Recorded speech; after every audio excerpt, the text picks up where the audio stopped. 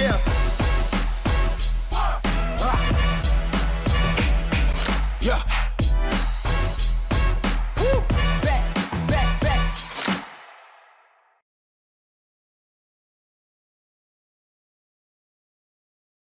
Of a break, but we're very excited to be back on your screen with more incredible special guests. And of course, joining me as always is the wonderful Jacky. How are you doing today, Jacky? I'm good. I'm always excited when we finally get to come back in for another installment. So I'm glad it's finally come back around, Freya. I know, I can't believe we're up to episode 5 already. I'm not sure how we've been allowed to do this many episodes, but you've been a pretty busy bee since the last episode, haven't you, Jacky? You've been doing a lot of Rainbow Six, specifically in LATAM. Can you kind of tell me a bit about that? It's been quite fun, actually. Obviously, been joined with big man Eiya Pyrite, a figurehead of the scene, because you can spot him from a distance with a bald head.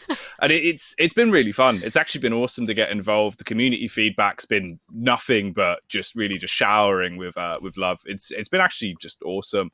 The Brazilian players are so aggressive. It's kind of like the CS scene, but just non-stop in terms of just how many power plays they go for. It's wild. That is awesome. They seem to love you over there in community, and so they should, because they're very lucky to have you over there. I kind of wanted to ask you a little bit about some of the teams you've been seeing. Obviously, you alluded to it there with with the Brazilian players. I'm not too familiar with the Brazilian Rainbow Six Siege scene, rather. Can you kind of tell me a little bit about some of the teams, who's coming out on top at the moment? Well, here's the crazy thing, right? I kind of went into it and obviously looking at past results was like, oh, we're going to have quite a clear, defined top 4, and it will be really easy to see how the scene's going to go over the course of the season. But that's just not been the case. I think NIP at this point have something ridiculous, 4 draws. They only got their first win yesterday, and they were the team that came second at the last SI as well, which is a huge event in Siege. So it's quite a tipsy-turvy season for them, and that's all been the case the whole way through. Everyone you expect to do well has been struggling, and some of the teams that came out of challengers have actually been doing really well, so it's weird. Well, I think the most important question to ask is, are you still gracing them with your incredible choice of shirts? I see you've got a new one on today, a little bomber jacket. I love it. Oh, yeah. It is quite nice, right? It's got the Maui on there, representing. Gone for the Sailor Moon shirt. I'm just a walking fashion mobile. That's what I do. That's awesome. And I saw that it was Ace's birthday, I think. And did you get the voice of Rainbow Six to wish him happy birthday? So I got there's a character called Mozzie, who's an Australian character, and I paid him to do a short cameo, right? They're normally 40 seconds, but he basically did a feature-length movie and went off for 4 minutes, just doing a whole spiel. He introduced a character that was a bird with one leg that he met at the beach. It was all sorts of shenanigans. So Ace enjoyed that. He had a good birthday. That's amazing. Well, speaking of which, this episode is going to be focusing on content, and I'm incredibly excited to be delving into this. And I think it's something that's hugely important in esports, and is so integral to creating and engaging communities across multiple esports titles. And we're going to be talking about a breadth of esports content on this episode of the show. We're going to be talking about social media content. We're talking about YouTube content. We're going to be talking about extra content that's at events. I'm really, really excited, and it was something that I was sort of noticing when I was putting these segments together for the show, Jacky.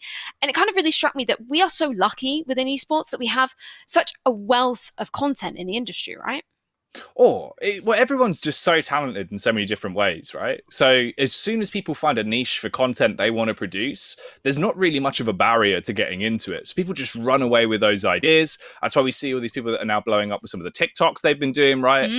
If you have an idea, there's not really much of a barrier. As long as you've got access to a PC or a phone, you can go for it. And I think that's why we're just spoiled for choice. Yeah, I think it's something that we sort of brought up in previous episodes as well, as the actual, in esports, if you want to do something, 9 times out of 10, you can just go and do it. It might not be the greatest quality that you might want to be producing, but we're so lucky with things like YouTube, cameras being a little bit cheaper to sort of obtain. It's really cool to see a lot of people out there, like you were saying, sort of producing the content that they really enjoy watching. And that kind of segues me quite nicely into asking you a very important question. What is your favorite piece of content, whether that be, something you may have produced for socials or something that maybe you've been a part of at an event that you've sort of been a part of and be able to help create? Probably the one bit of content that I look back on that it always makes me giggle, and I put it in my show reel because it's just, when you have one of those events and you have that distinct memory that always floats to the top whenever you think about it. And I remember it's when we did the Race to World first, and it was the segment about Callum talking about the time he made his first girlfriend in WWE 2008. Oh my God.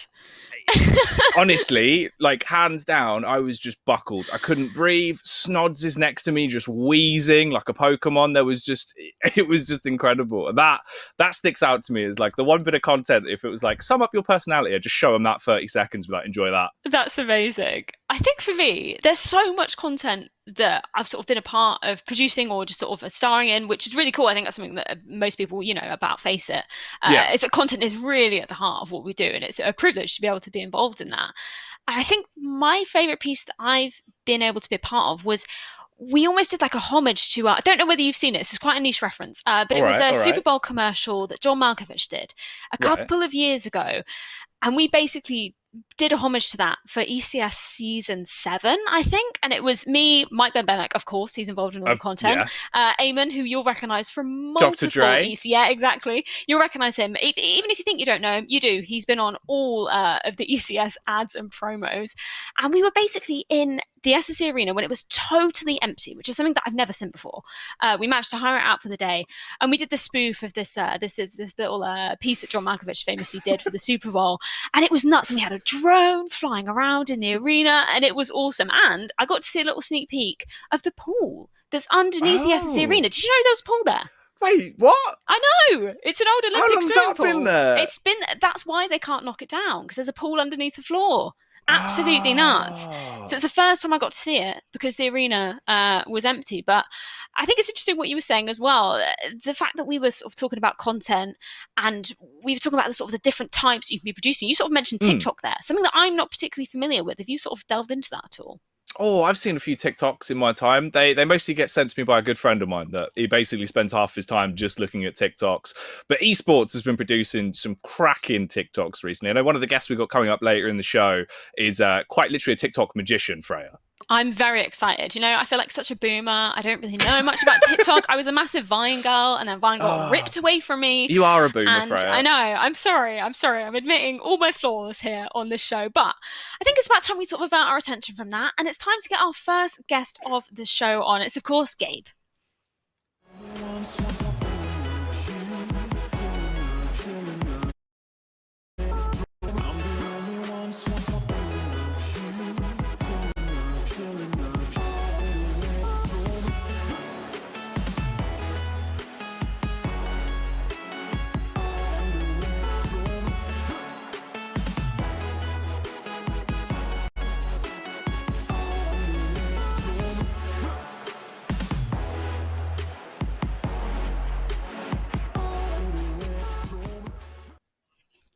Thank you so much for taking the time to join us here, Gabe. Absolute pleasure to have you on the show. And for those viewers who may not be familiar with your sort of day-to-day role, can you give everybody sort of a rundown of what you do within esports? Of course. Hi. Thanks for having me. I'm really excited. I'm kind of nervous. No, don't be. It's chill here. We want to chat about esports. We want to hear all guys, about you. But you're hacking professionals at this. Whoa, that's a strong word. I don't think I'm a professional. Sorry. So basically, all I do every day is creating memes. So that's also my Twitter bio is creating boomer memes for a living. I create content for myself, but mainly my everyday job is doing the Red Bull Gaming social media channels.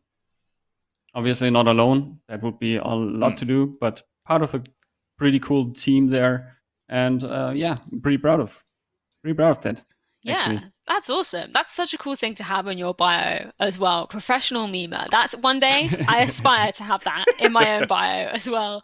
But I'm kind of interested to hear about your sort of story before we start talking about the content you specifically produce.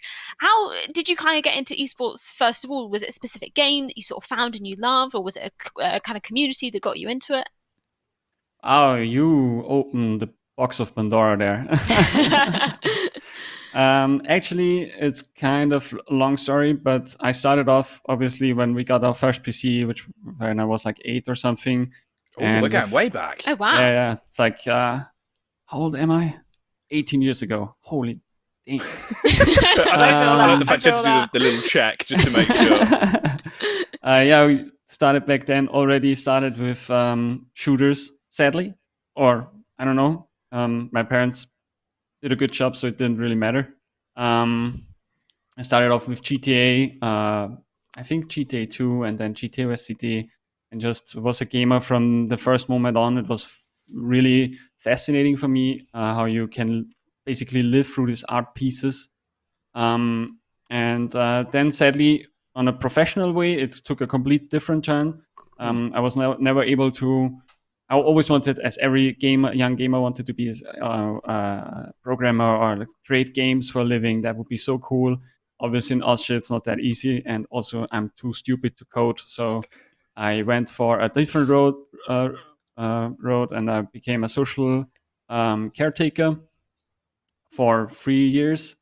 Then we moved to Salzburg, the home of Red Bull, and there, just because I made content on my own and my free time, a bunch of guys at an agency thought like, "Hey, you're a cool dude. Let's try it out." I tried it. I did the YouTube channel, the main channel of Red Bull, for some time, and the boss there noticed that I'm actually a huge fan in gaming. And my first Red Bull gaming event was the Red Bull The Pit in Cologne, which is a 3 versus 3 street fight event.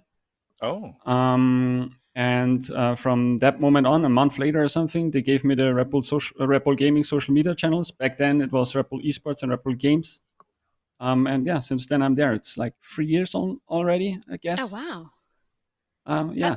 Yeah, that's really cool. It's interesting to hear sort of how people get in through different ways. It's also interesting to hear that your parents let you play Grand Theft Auto, because my dad also let me play Grand Theft Auto as my first ever game. But in his defense, he was like, "I didn't let you play with the sound on, because apparently that's the worst part of GTA."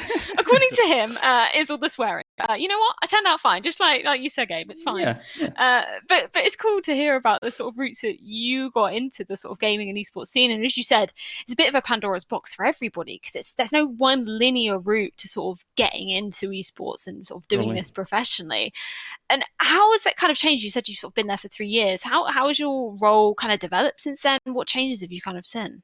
Well, first I was through the agency, so I was an external worker for Red Bull, and last year in May they took me into the company. So I'm since a year now official member of the Red Bull company, which is a huge step, obviously, from a guy that has no education or whatsoever in marketing, social media, anything like that.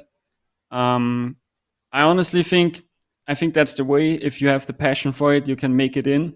I don't think it's useful to study esports at the time and date we're in right now, because the people that teach it there, where did they learn it from? Why are they professors of esports? How can they claim that title? But yeah, I think passion does that. And yeah, I think it changed me extremely, because before I was just this goober doing memes, loving to game every day and having fun. And now it's like about brand identity, and is this on brand? Can I do this? Can I push this boundary further? Can I? Do I have to step back? What's the limit? What's meetings? Meetings about content, giving feedback to huge content pieces. For example, we did the Against the Odds documentary about the Cinderella run of OG at the International 2018, and I gave feedback to this huge project with like now almost like 3 million views or something on YouTube. Oh, so wow. It changed drastically. My life is completely different, and it's just because of this one move from Vienna to Salzburg. That's basically it. That's awesome, though. That's actually really cool, because obviously it's like one of the things that struck with me there, what you were talking about, though, is obviously the boundaries of what you're allowed to do. Because there's a personal favorite tweet of mine that I've mentioned to Freya before that I know you did, and it was the Red Bull cans lined up obviously in the circle, and then you had the other Red Bull can in the middle, a classic throwback image to a vintage meme that's been around for years. Gabe, I love that one. You've done some bangers. What are the ones that you've really had to kind of look at and be like, is this okay? Is this allowed on Red Bull? I mean, that one wasn't on Red Bull. So I was kind of safe. I did this for my personal channels because it was actually already over the boundary. But the one thing I really love that I did was I went to Reddit / thank memes, like every social media manager at the time in esports. And I, by coincidence, found this really fun manga stripe of a girl saying, "I feel my IQ dropping." And I was like, "Hey, that's me in a clutch situation. And I just didn't think about it. I just posted it. And suddenly, goddamn, Call Me Carson comments underneath my tweet, can you give me the source for this? And I was like, wow. oh, okay, I will check. And I checked it, and it was hentai. That old okay. chestnut, right?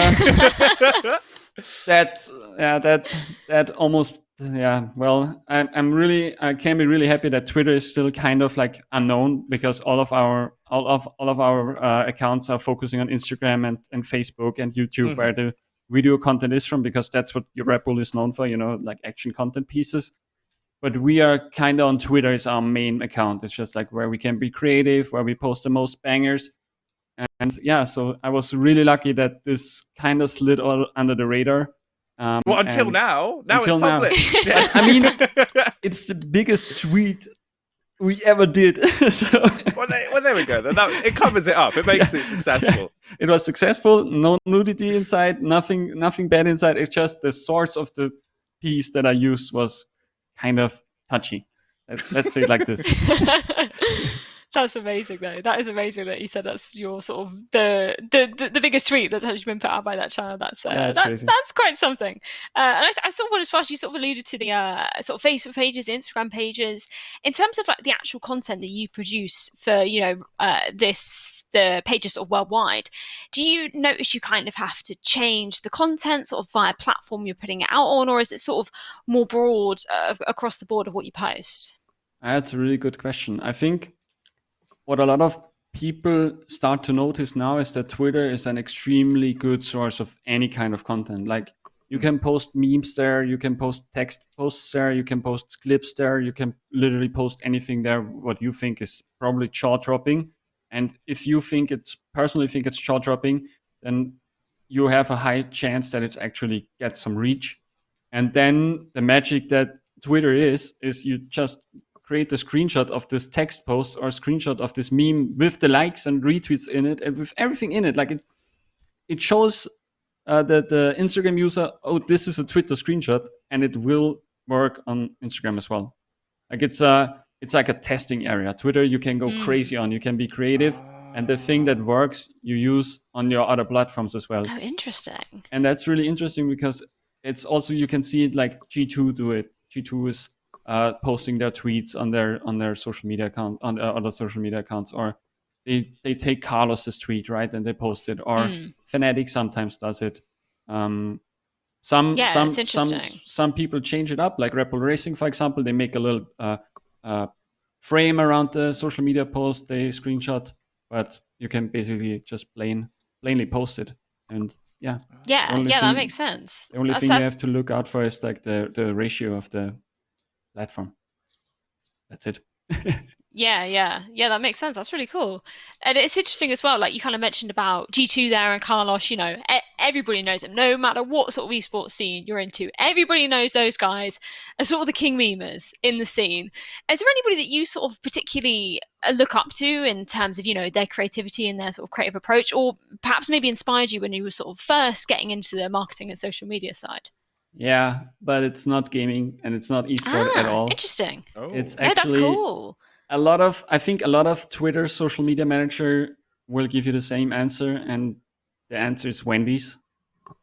Okay, right. Yeah. Because obviously they created a persona around their Twitter account, which is not just a fast food restaurant posting like deals or posting about how good their food is. It's they post about, it's like there are like tons of people probably working on it, at least a team of 10, I would say, and they completely sound the same. All of them are the same person. This is one person. They all take this role of this Wendy's social media account, and then they go ham. They roast you. They create memes. They have banter with McDonald's, for example, or something like that. They have no boundaries in this direction, which is really inspiring, and which is what I kind of like also tried to push on the Red Bull Gaming account. The Red Bull Gaming account should be a persona that everyone can be in, that role that everyone can take, and then you can go creative, can be you're the biggest gamer, the biggest esports fan, and you go and create your memes and have a fun time. Yeah, I think it's you kind of highlighted something there as well, the sort of authenticity, that kind of nature of it. Because I feel like social media, sort of maybe 5-10 years ago, you had these companies and, you were sort of blatantly just trying to sell a product, really. You were basically just trying to sort of promote your brand, and that was it. But I feel like, especially within esports, there's such an integration of, actual fans being behind, like you said yourself, you're actually a fan of the games. And it's interesting to see that sort of dynamic that it brings, and the authentic nature that, in turn, the content brings them from that platform. Yeah, it's crazy. It's actually crazy. It's like there's the things that TV advertisement and TV marketing are still years behind. This social media, if you use it right, it's such a huge impact for a brand. And the one thing you just have to have as your rule is, don't be a brand. Just be a member of the community and have fun. That's basically Yeah, it. that's That makes really a lot cool. of sense. Yeah, no, that is dope. It was quite cool actually to see, obviously, hop back to Wendy's, because I know that was like obviously a real big boom for it, where we saw kind of the relatability, I'd suppose, of like brand accounts actually being a bit more free in some of the stuff they tweet rather than being too toned down. And I think you've hit the nail on the head, because we've even seen that transition now with like the CSGO Twitter account, right? Where like Valve used to be very cut back from the community, whereas now they do just meme and they just roll with it, and it's way better than it's ever been because there's just more communication. Yeah, it's you can. I think in the last 2 years, you slowly saw the esports social media scene awake from like this community-driven stuff, where the FGC is the perfect example, where just everyone engaged with everyone, and the people founded themselves together to events, and the events was run by the people, and also obviously social media channels were run by the people, and that's why they worked so well, right? That's why this community is so deeply bonded. And you slowly see the esports scene as a whole like take this opportunity of this community that we are. We are all gamers. We have all, even if we play FIFA and the other plays Rainbow Six or CSGO and I don't know, Dota, there is still something in our history as a gamer that we can all relate to. And as you can see with all the brands like jumping on it, KFC Gaming doing a great job at their social media. KitKat Gaming is now released, and they are also relatable and things like that. It's KitKat Gaming, does that exist? Yeah, no, it's very recent. What? I actually got push a notification because a load of people went and followed them. So I also joined the hype train, of course. It's got to be a follower of it. But yeah, get on it. It looks pretty cool, and it's interesting that you kind of say that. And we get hyped up about that sort of thing. Like, it's actually really cool. That's just the gamer inside of us, seeing all the big corporations. Before, when we were younger, like when we started gaming, it was this one PC that barely ran GTA or barely ran any 8-bit game, and then we had an internet connection that had to dial in and all this crazy stuff, and suddenly you see this multi-million-dollar corporation tweet about your same experience you had as a kid. It's just sparks something inside of us. I think that makes us hyped up. Yeah, 100%. Definitely sparks some joy. Sparks some joy. Nice Netflix exactly. It is really super cool, and it's awesome. We saw, I think we say this on every single show, but it's crazy to see how much esports progresses just over the space of a year, and how much it grows. And I kind of wanted to ask you sort of mentioned about it earlier, about the sort of education in marketing and social media, and you don't know whether it's totally necessary right now for sort of job roles, as it were, rather than experience. And I kind of wanted to get your thoughts on that, Jacky, as well. So what do you think, that it's actually the experience that kind of pushes you forward, helps you excel in those roles right now, rather than a sort of more formal education? So the issue is, right, it's also because I'm definitely on the same train you are, Gabe, in the sense of like, I think it's more the experience you gain from being involved in the role and obviously doing more in esports, because you can't really teach it. There isn't a set guideline. There isn't a set rule book of this is esports and this is what you should do, right? You kind of just have to grin and bear it and learn different roles and see what you excel at, what you enjoy doing, and really what brings you back. Because, it's esports. It is a tiny different sort of sense of media. And also, well, I didn't really go to school, like in the same sense. I dropped out of school. I was home tutored. I never really went to college. So education in that sense to me has always been like a weirder environment as well. I never really did good in education, but I always did well at local LAN events and obviously made friends with people and was like, if you're just a genuine guy and you enjoy, doing whatever it is in the industry, as soon as people see that you're just a nice person and you just want to do better, they'll help you. So I think it just comes down to just, if there's something you want to do in esports, just give it your best shot. Right now, I don't think you're going to get any additional benefit from having like a degree in esports. It's just no one's going to look at it and go, that guy, hire him. Yeah, except maybe a corporation or let's True, say it, actually, a senior in a corporation that has no idea what's going on, but I want to jump on this train. Give me the first guy with an esports degree, and then we have him, and then we take him in. We give him 150K a year, and he just makes magic happen, which is sadly a lot of like the bubble that exists. Right? Yeah, I think it's interesting, especially what you were saying there, Jacky, about, hard work and determination really shows through in esports. And if you really have the passion there, like, you will go far. I think it's something we've said to literally, or we've discussed with literally every single guest that has come on this show, that actually this is one of those industries where if you just put in the time and effort, like, something will come your way. And it's sort of those weird circumstances where things sort of align up, like you were saying, Gabe, and those opportunities sort of present themselves. And I think, that's something that we're very fortunate to still have in this industry. Now, I think it's time to review some memes. And I'm going to hand it over to you, Jacky, for this one, because, I saw you tweet earlier. You're a meme master. Yeah. We were looking for some memes to review with you, Gabe. So let's go through them. Do you want to tee these ones up? All right, but what order are we bringing them on? Actually, just bring them on. Let me see the memes, chaos. I suppose. Let's get right into it. So this is a personal favourite of mine, Gabe. I've been holding on to this one for about a year and a half. Something just really resonates with me. What are your thoughts on this? Give me the meme review. Oh my god, that's a classic! Holy, it's a good meme, right? That's a vintage meme. That's a good vintage meme. I have to admit, that's a really classic.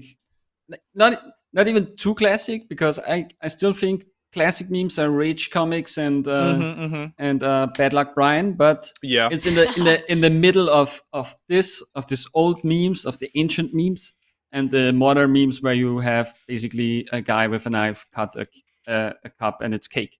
So God. See, you know what I felt like I should have done as well? I feel like I really should have gone for a wide spectrum of memes now, because I've realized how deep we could have gone with this. You're absolutely right. Obviously, you've got those really old historic memes. This is like on the cusp of nearly Zoomer humor, but not quite. Oh man, right. Let's see what else we've got here. Oh, another one, probably under the category of blurst memes. This one. What are we thinking? I've never seen this one before. That's amazing. Oh my god, that's so you, right? It's like Jacky CSGO. Yeah, that's the one. See, I feel like that is on brand. Everyone loves a bit of rare. Donkey Kong's still huge. I mean, I could post it. There's no gun in there, so yeah, I like it. It's all right. I'm gonna save that for later. Well, we did it. That's easily a 10. That's approved. Oh my god! I didn't think we'd get like at least one approved. Amazing. I'm happy. Oh, there's still so many more. You know what caption fits with this really well? Go on. Like Mom, can we have Counter-Strike? Mom, we have Counter-Strike at home. Counter-Strike at home. Counter-Strike. I might steal that. I might do that. Sponsored by Gabe. This is another personal favourite. Oh my god. With puppies, you always get everyone. That's so cute. It's kind of scary. He looks like Vigil from Rainbow Six Siege, kind of. With his dead eyes through the toast. Yeah. Maybe that's like the new Elite skin. But that would be actually quite dope. I mean, would fit to Rainbow is Magic. So, yeah. I wouldn't post it. It's cute, but not my style. All right. What about this cute. one? Oh, that's not cute. Oh my god. Absolutely jazzed. I see this one. I love cats. I have two of these idiots at home, so yeah, you got me there.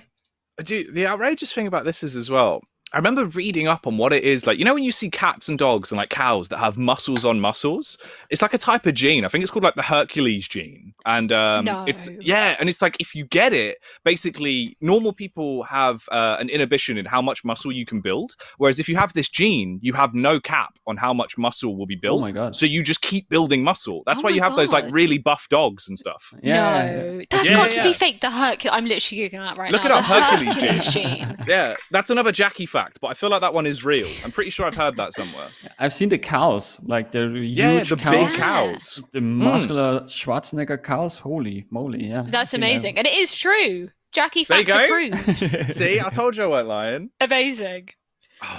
Oh, here we go. Another classic as well. Everyone loves a bit of Dark Souls, and we hit the dog category. I feel like that's another winner. Amazing. 2 birds, 1 stone. Oh, that's so cute. When there's a cute animal in it, the meme is 10 times better already. Yeah, 100%. you won. Basically, you won. It's like doggo enjoying a warm bonfire. You have it all. You have cute, you have doggo, you have Dark Souls. Oh my god. And this one. Now we go modern memes. This is like a full-on conspiracy. I think CSGO Dev helped produce the latest iPhone, or whatever iPhone that is. I don't know. Yeah, it looks like it, right? Yeah, I think it is. Like they all blur together as one at this point. But like again, this would have been a banger if you got in there with the idea early enough when they announced it. You tweet that, probably just you reap all the reward, didn't you? Yeah, Exactly. But that's the problem with memes. You're never the quickest and smartest boy in the room or girl. Sorry, you're never the smartest and quickest person there is, because if you think about a meme and you go like, I'm gonna sleep on it, next day there is the possibility that Dank Memes is already sick of it. Exactly. So you basically in esports, if you do social media, you never sleep. Yeah, you think of an idea at 2 a.m. You got to post it. Doesn't matter if your social channels are active at that point. Got to do it, otherwise you won't be original. This is amazing. This looks like my cat. It sounds like my parents' home right now. But she would demolish that. I think every cat would. At this point, I've started collecting quite a few images that are very similar to this, where it's always just a cat and it looks like you're on a date eating some food. I don't know why, but it just tickles me. Oh, there's one of these 2 cats eating. It's like a full picture one where these 2 cats are like really in love and they're eating like Asian takeaway food. They've got like loads of like amazing, like like the bento boxes, that kind of thing. Oh right, yeah. It's not really like a proper meme, but it's just the most wholesome photo I've ever found in my life. I'll send it to you both after this because it's just so cute. But that's what it reminded me of. Yeah, as soon as they're cats and dogs, this is basically, it's not even a meme, right? It's just a cat being a cat. That's it. But then what is a meme? Is this a meme? True. Yeah, that's a good question. That's why we need a college of meme. Memeology. We don't need esports in college. We need memes in college. To be fair, like it would probably be easier to teach. Probably. There are way more experts at it, at least. Oh my god. Well, Gabe, you're our resident expert here. Is this approved as a meme, or is this a fail as a meme?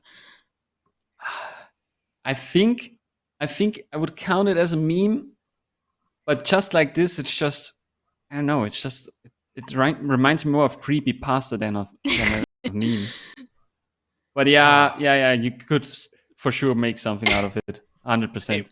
I suppose it was just art at that point. This is definitely a meme. This is amazing. Yeah, I've never seen this before. You love a good Photoshop, right? Especially now, it's really timely relevant with Tony Hawk, Pro Skater 1 and 2 coming out. Yes, true. That would be a good post now, Jacky. There you go. See, look, I'm giving him all the ideas. You got to fit that in. Didn't they announce a new skate recently as well? But it's not Skate 4. It's just a new skate. Did that happen? Was it not Skate 4? Was it not? Am I Skate changing 4. history again? I don't know. I just know that Skate 4 was announced. Oh, nice. Oh, there you go. Yeah. All right. But I think it doesn't have a date, right? No, you're right. Like, I don't know when, but it's coming, guys. We're 100% sure it's coming soon. TM. one day. And this is the classic. Anyone that works in esports, when they open their wallets, just full of studs. There they are. Oh, I gotta play a good Lego game again. That's a good one as well. Like, that's prime time if they announce a new Lego game, because they were good. Some of the Lego games were high quality. They were an enjoyable bit of couch co-op. Yeah, that's the most important thing, right? The couch co-op part of this. Mm-hmm. That's the most important thing. Like that's stuff we miss. We now obviously nowadays you don't get to go to your friend's place as often anymore, especially now at Corona time. It's not cool. Yeah, but it's always cool if you hang out with your buddies at one's place, and then you can just play a nice couch co-op game. We really miss this, developers. Give us back some couch co-op games. I agree. Please. I can't remember what game I was trying to play the other day. I think it might have been even something on Switch, and I was like, this will definitely have a co-op mode on it. I got my partner around. We were just like ready to play some games, and it didn't. I was just like, how long has it been since anybody released a good co-op game? Very, very tilting indeed. But I think it is about time to introduce our second guest of the show onto here. And it's, of course, Vital.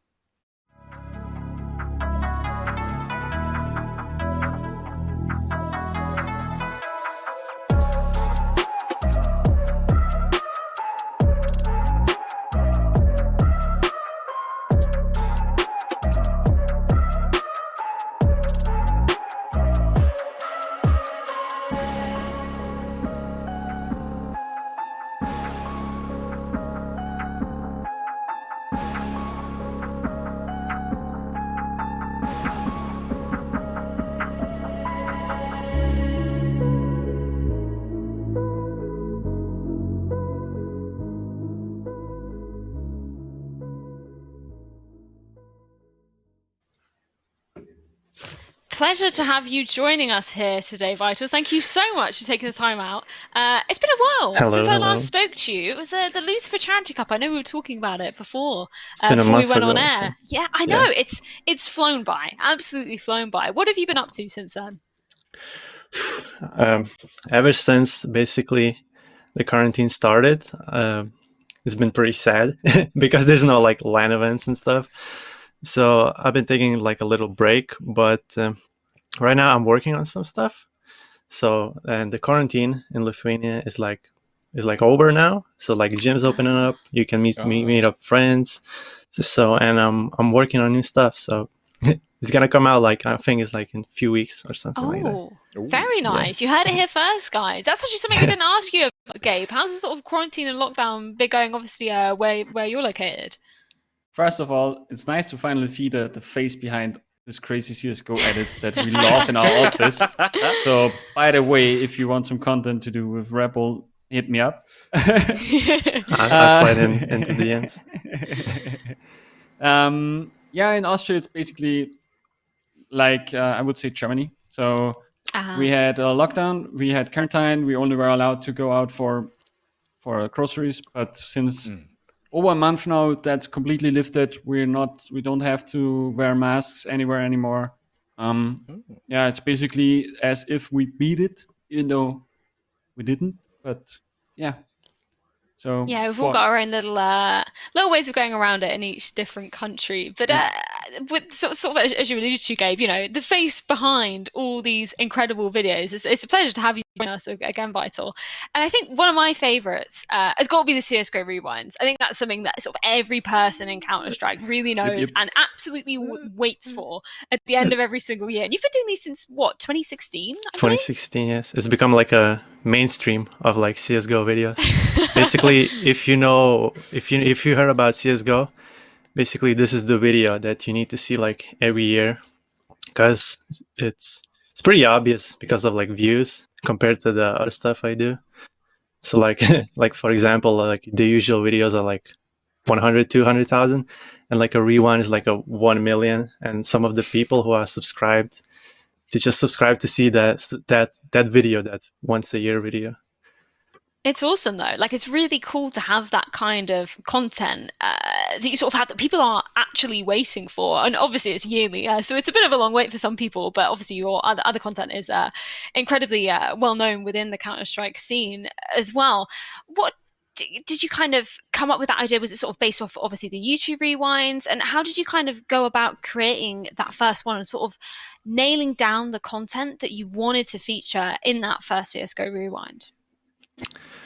And basically, yeah, like you said, the first idea was based off the absolute like a YouTube rewind, but then I was thinking about like a different ideas for the new video, and then it came up I've seen like people do these like compilations, they're just a bunch of clips like slammed together. But since I was doing like a similar content with music, I thought maybe I could do like some kind of maybe like a best stories, best plays, because there was never like a thing before.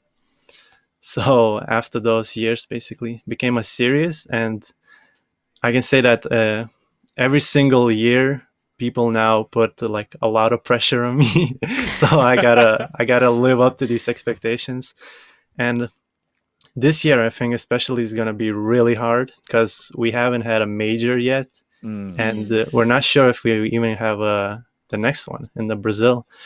So, and the rewinds, basically the big stories are the majors. So that's like take most of the video. So when we don't have that, it's gonna be even harder this year. So hopefully the end of the year is gonna turn out a little bit better, and I can make something out of it. So that actually makes a lot of sense as well. Because I was going to say, like, obviously with the older videos, it was always kind of the best in terms of funniest moments, interactions that would happen at LAN when we'd have like interviews and stuff. It was always quite a big focus on obviously, you know, the highlights, the lowlights, and the funny parts of Counter-Strike throughout the year. Where we're not going to have as many LAN events, and there's just way more online stuff. Does that mean you might have to try and fit in maybe just, you know, more of the sort of smaller funny bits that come out of like some of the online tournaments, like obviously with Summit and stuff like that, where it's a little bit more jokey? Are we seeing more of that content maybe going into it this year then, or are you still at this point in the planning stages of I don't even know what's going to happen? Yeah, I think I've seen like some clips where they're like when it's online, for example, I think it was like Alexi doing pull-ups at home. So I think this year is gonna feature a lot of these like in-house moments, and not having crowd moments is gonna affect it as well. So we'll see. Hopefully, I'm still expecting something good will come out of the rest of the year. Yeah, it's interesting as well. Yeah.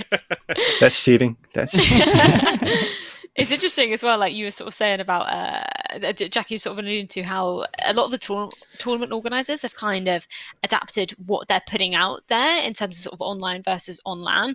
And obviously we've seen companies like Blast, you know, they're sort of incorporating the webcam. So we've still been able to get those sort of funny meme moments. I'm sort of thinking of Alu's chair and that sort of stuff. Yeah. We've still been able to get that sort of quality content. But as you were saying, Vital, it's those crowd moments. And I was just watching the one from 2019, and there were so many moments at the Star Ladder Major, amongst all other events, where the crowd are just really giving something. I'm sure that's sort of something that everybody misses in this sort of current climate of just being able to go to events and being in front of those crowds.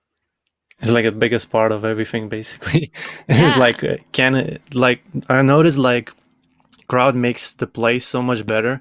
Like when I was picking the highlights for the rewind, I noticed that even if there's like some insane play, but it doesn't have like a hype casters, doesn't have a hype crowd, like it can compare. Like for example, if there's some kind of sick 2K with the crowd and the casters, it's so much better than like Ace, for example. That's how much like the whole crowd plays into the effect of everything. Yeah, I think we're all crossing our fingers that we ultimately end up back on LAN at the end of this year. Fingers crossed.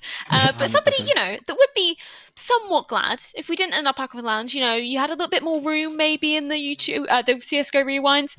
It's Tarek, and I think it would be rude not to bring him up as the king of content. You know, in your deleted scenes of I think it was the 2018 and 2019, you featured him getting a little bit tilted at the end. He was like, you know, where are all my clips? That was probably one of my highlights watching it.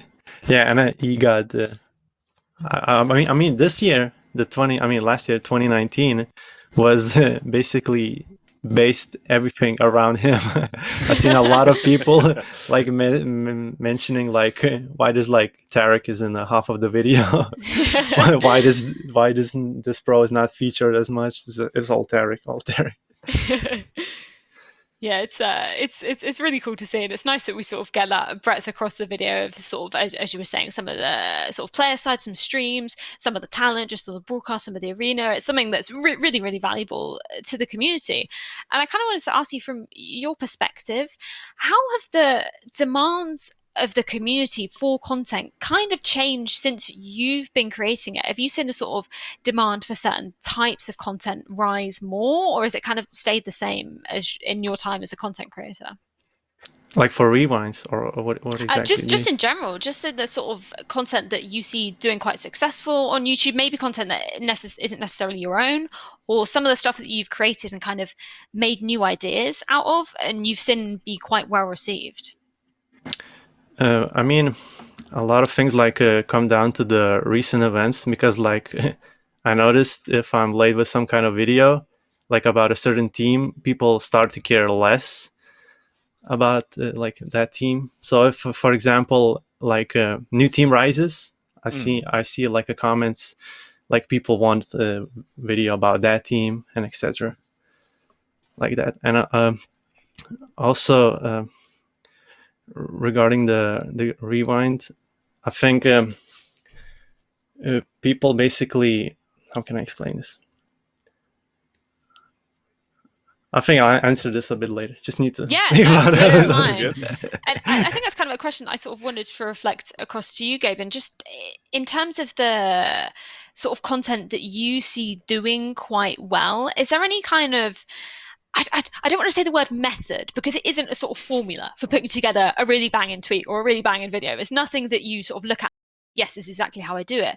But is there sort of certain things you see engaging your communities really well? What's the meta? Yeah, exactly. Whoa. Isn't that like a secret about of the company I can't tell or so? Yeah, I mean, you don't have No, to. just you can, kidding. You can skirt around Obviously, it. actually, the I don't know. It's might be a little bit too easy if I just say it like this, but as soon as I see the finished product and I see like, I love this thing. This is hilarious. I'm gonna post it. Then I basically, obviously not all the time, because people have different kinds of humor and everything, but I would say 75% of the cases it just hits the spot. But obviously you can fail miserably. You Photoshop hours into Los Pollo Hermanos shot on Gus in the new Far Cry 6 and nobody cares. But you think it's hilarious, but nobody cares. But I think the classic, or like the golden rule kind of is, if you like it, post it, it's probably gonna work. Yeah, and I think you sort of reflects your knowledge of the community as well. That was something that we were sort of talking about, is actually, as a fan of the games yourselves, you really know what's going to be successful in that kind of role. Yeah. I think we've got a little bit of a challenge for you, Vital. You know, I'm not going to give you too much breathing room. We're going to see how much you really know about CSGO players. No. We've got some clips where we've covered up the names of the player. Some famous clips, some a bit more unknown clips, but some famous names in here. I think we've got 4 clips for you. And we're going to bring the first one up, and let's see if you can guess who this player is that made this player. I think we'll be able to get it up in a second. Here we go. Okay. So...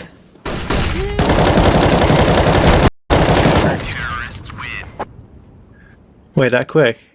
Okay. Any guesses? Maybe we can play it one more time, just in case. I've seen the stickers. Is that a spoiler? Oh no, that's resourceful. No. Well, yeah, but it could be a goof as well. You don't know if he's picked like USB up. Can I guess the name first? Yeah, go for it. Is it from Astralis? Yes, it is. It is Glaive. It's Glaive. Come on, I was thinking. The lady said right there. That's cheating. Yeah, I was on the freeze frame, like, no, cut it. Okay, 1 out of 1. Beautiful moves from this. I think, was this what event was that? Is that It was recent? against an eco round. I think it was quite recent. I think it was one from last year. But Glaive, just doing Glaive things as always. Let's bring up clip number 2 and see who you think this one is. Let's have a look at this.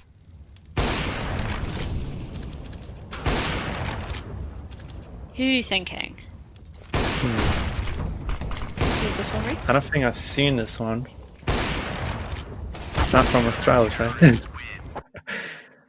I don't believe so. Wait, so no skins?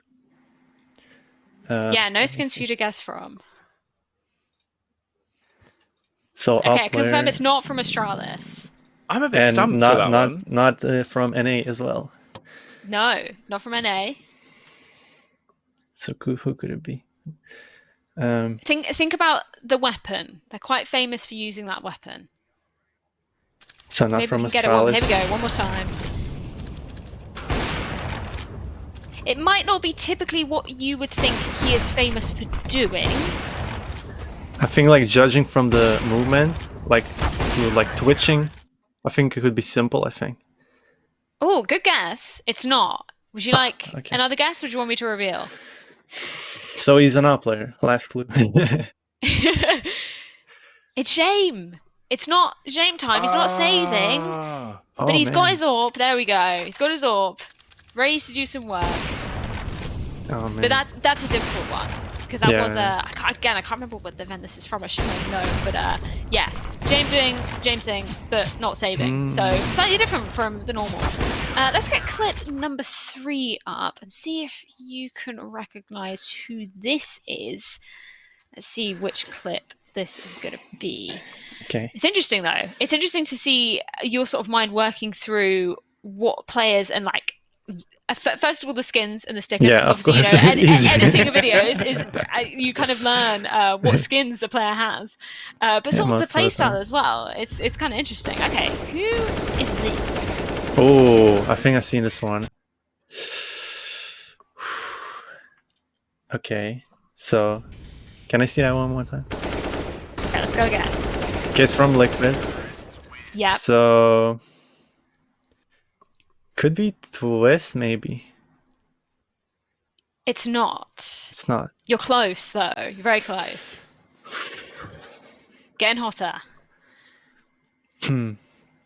It's hard though because people on like a lot of players on Liquid could do that. That's what's so cool about their team. I know that.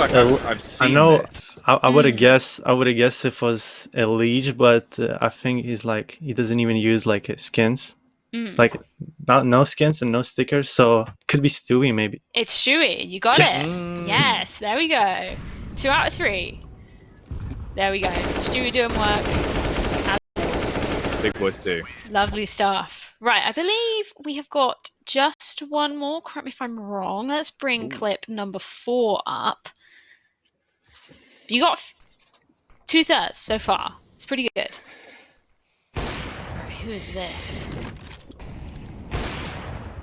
Oh, oh. Okay, no skins, no clues. no. I think it's quite iconic though.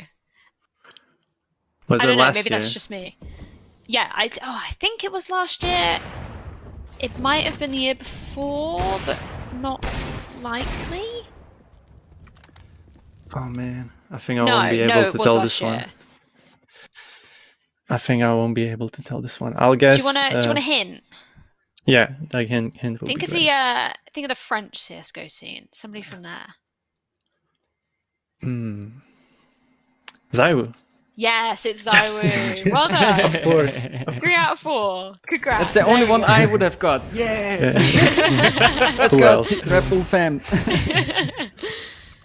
It's cool though. It is interesting watching some of the clips. Even when I was looking for them, and I was like, the types of clips you kind of need to completely take away any of the names or anything like that. You really need them in quick succession. Hence why those sort of players came up. But yeah, it's fabulous to take a look at some of these clips, especially from LAN. I know we were talking about it earlier, but it does make you miss them for sure.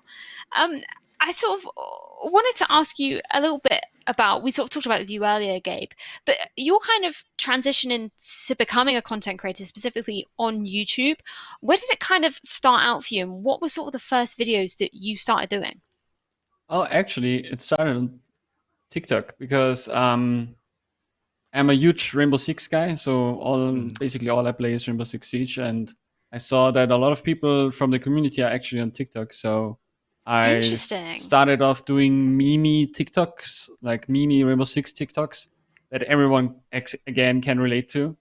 And it kind of popped off. Like we are at 30,000 subscribers then, and the brand head that I became, sadly, kind of already went on, okay, I need a YouTube. I'm going to stream on Twitch every day. I'm going to boost his numbers up as far as I can until they delete TikTok because it's super bad platform. But yeah, I don't know. It just came from this little edits I did on TikTok, and people seem to like it. So I just kept on doing it on YouTube and Twitch as well. Yeah, that is basically. super cool. We were talking about it with Jacky earlier. I'm a massive boomer when it comes to TikTok. I've never downloaded it. I'm a Vine girl through and through. So like anything that tries to slightly replace Vine, I'm just like, no, I'm not doing it. I don't know about you, Vital. Have you ever sort of gone into the TikTok realm? I downloaded it twice and like browsed it like for 3 minutes and then uninstalled it. That's it. That's all I needed to see. It's interesting that it's not as big in the Counter-Strike. Well, I think Na'Vi kind of used TikTok a little bit. I think they did when they were doing the sort of face transformations of changing the male Counter-Strike players into sort of females. Right. And there was a weird face transformations, that kind of thing with the old booth thing as well. Very odd. But I've seen Na'Vi are very active on there. So maybe they're paving the way into the TikTok scene. But unfortunately, I think that's all we have time for in terms of you, Gabe. Thank you again so much for taking the time to speak to us. Is there anything you kind of want to shout out just quickly before you go? Any sort of socials or anything, any projects that are up and coming? There he is. There we go. Oh. No, thank you guys so much for having me. I'm not going to shout out anything. Check out the guys, Freya and Jacky, and also Vital if you don't know him. They're really cool. Nobody knows me. Really cool, really creative. And yeah, thank you so much for having me. Have a great night. Awesome. Thank you so much for joining us. And I think that means it's time to get our third guest onto the show. It's David Guva.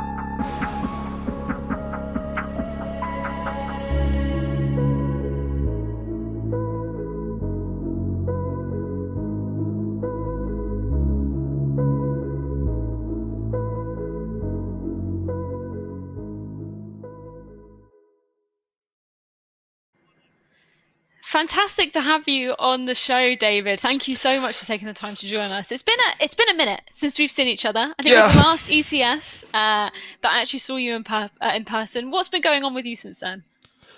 Oh, good question. When was it? It was a year ago, right? Yeah, it was a year ago already. Yeah. Time flies. Yeah, it was, the usual stuff, working. Obviously, the whole Corona thing kind of put everything on pause, so to say.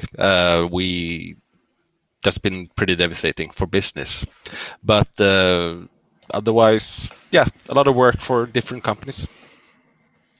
Yeah, and it's always fantastic to get to see little tidbits of your work in that intro. It gives me some throwbacks to some incredible ECS events. Of course, to introduce you properly, a director at Black Molly Entertainment. So you've been responsible for some of the best content, I'd say, that we produced at ECS. Do you have any sort of particular favorites that you've made during ECS? I think the favorite one I've done for ECS, I think it's still Cancun. But that's because it's just such a, it was such a crazy event in general. But Cancun, or maybe the first Arlington event where we did the True Detectives booth thingy. Yes. That was pretty fun. Underrated, but it was fun. In general. Yeah, there's a whole supercut of it on YouTube, I think. If you want to watch it, anybody, shout out. We'll put a link in the chat. I think it's like 22 minutes. It's like a proper full feature length of Parla trying to find out who murdered Sponge. I do a little bit of a cameo in it at some points. It was a lot of fun to film. But it was really cool to film, and it was really interesting sort of being in that new venue and that new space. In terms of your sort of creative input, in terms of, obviously at ECS events, I'm sort of familiar with the workflow, but you have quite a lot of sort of creative input in terms of the ideas there, don't you? Yeah, usually. I think, for me at least, Faceit it's a very special kind of client. It's Faceit usually just, they're just like, yeah, we'll do whatever you want as long as it's fun. So the Faceit event have always been kind of special for us, for me and my team in that sense. But yeah, usually we just have this crazy idea to do something. We did reality television thing last year, spoof with Pala dating the players, and so it's basically we have like sort of kind of an idea usually when we go into the event. Sometimes we don't, and we just create something on site. It depends a bit on like how much pre-production we actually have been able to do.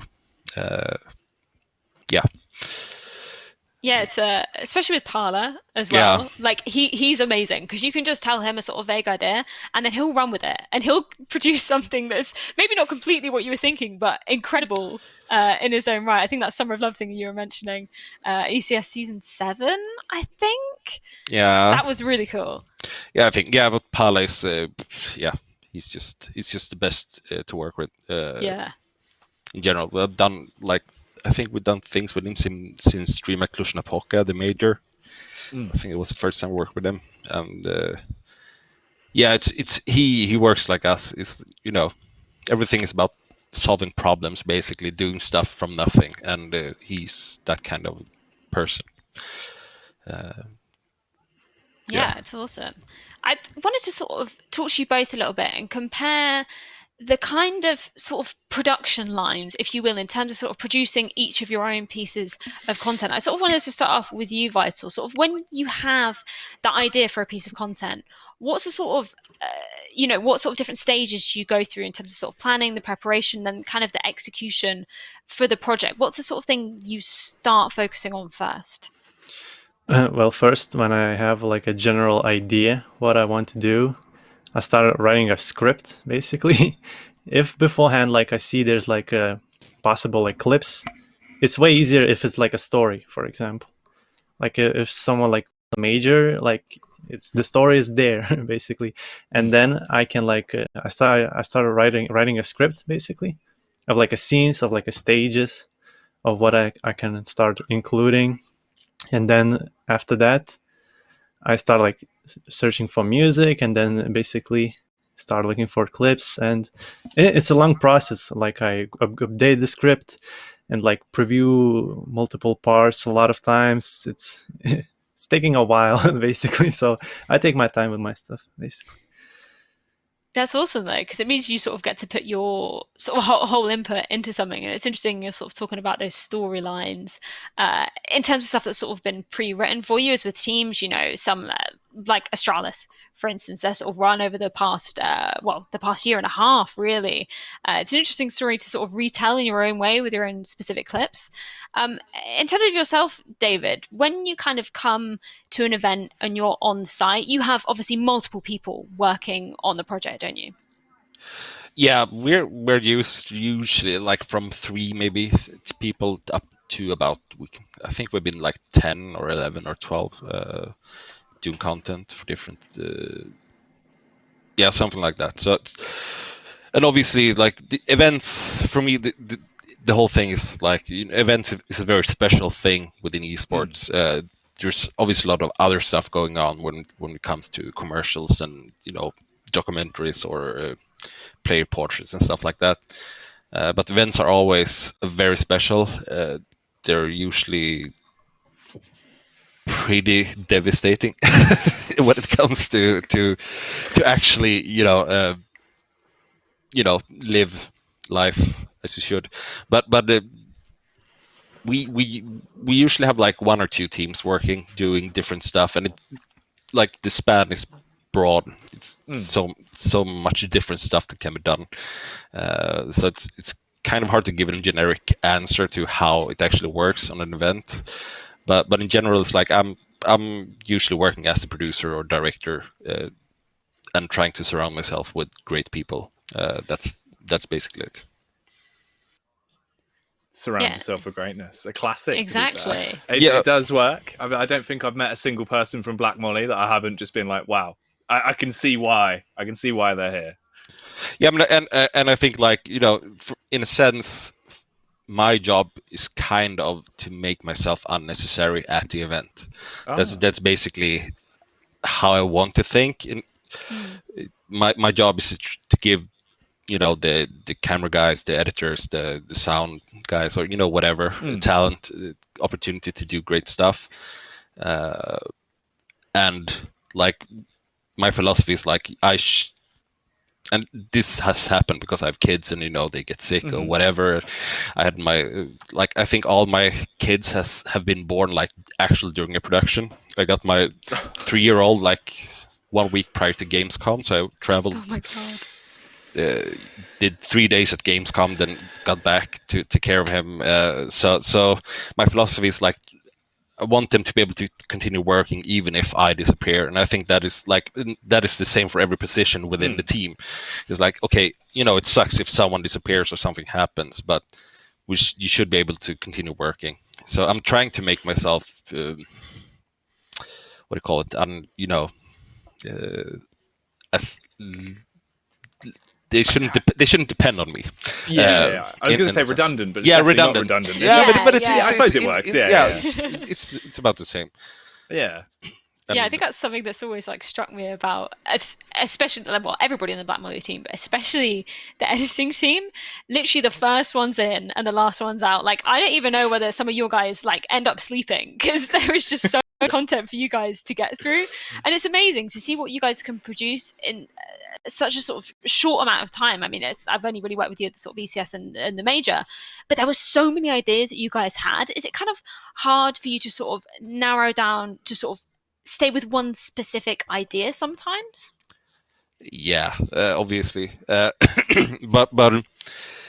but in general, I would say that it's like making videos or producing content is like 90% problem solving. The creative part is like 10%. Is where it's so usually it's like the stuff you can do or you will do, but obviously there is a lot of stuff floating around, and I think like I've been super lucky with getting the people that I work with, and they are crazier than me in a lot of ways, a lot of them, and people just create stuff, and I'm just happy when they do. That's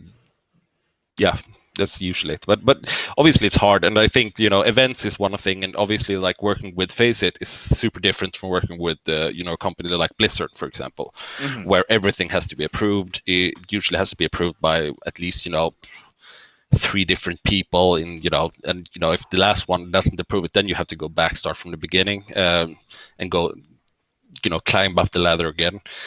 So, and when you do those kind of events with more like corporate things, then that's another it's a lot more problems in general.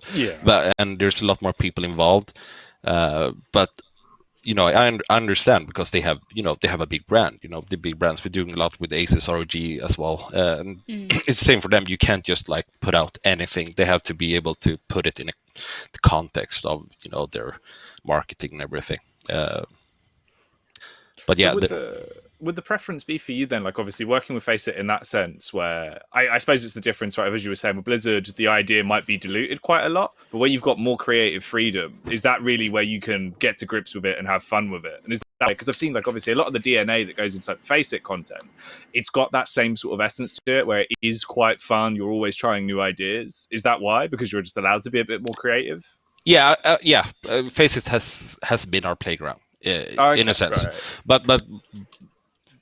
but not like in the way that we do not care. I think like most of my staff and the people I work with, and myself included, work a lot harder on those events. We work more hours because it's something that we care about. And I'm not saying it's not always good. That's the thing, right? It's not like everything is great. We have done so many pieces that I've just been like, I watched them again, and I'm like, no. But the the idea behind it, or there's something within, that kind of that segment that we like. And yeah, so Face It has been very different in that sense for us.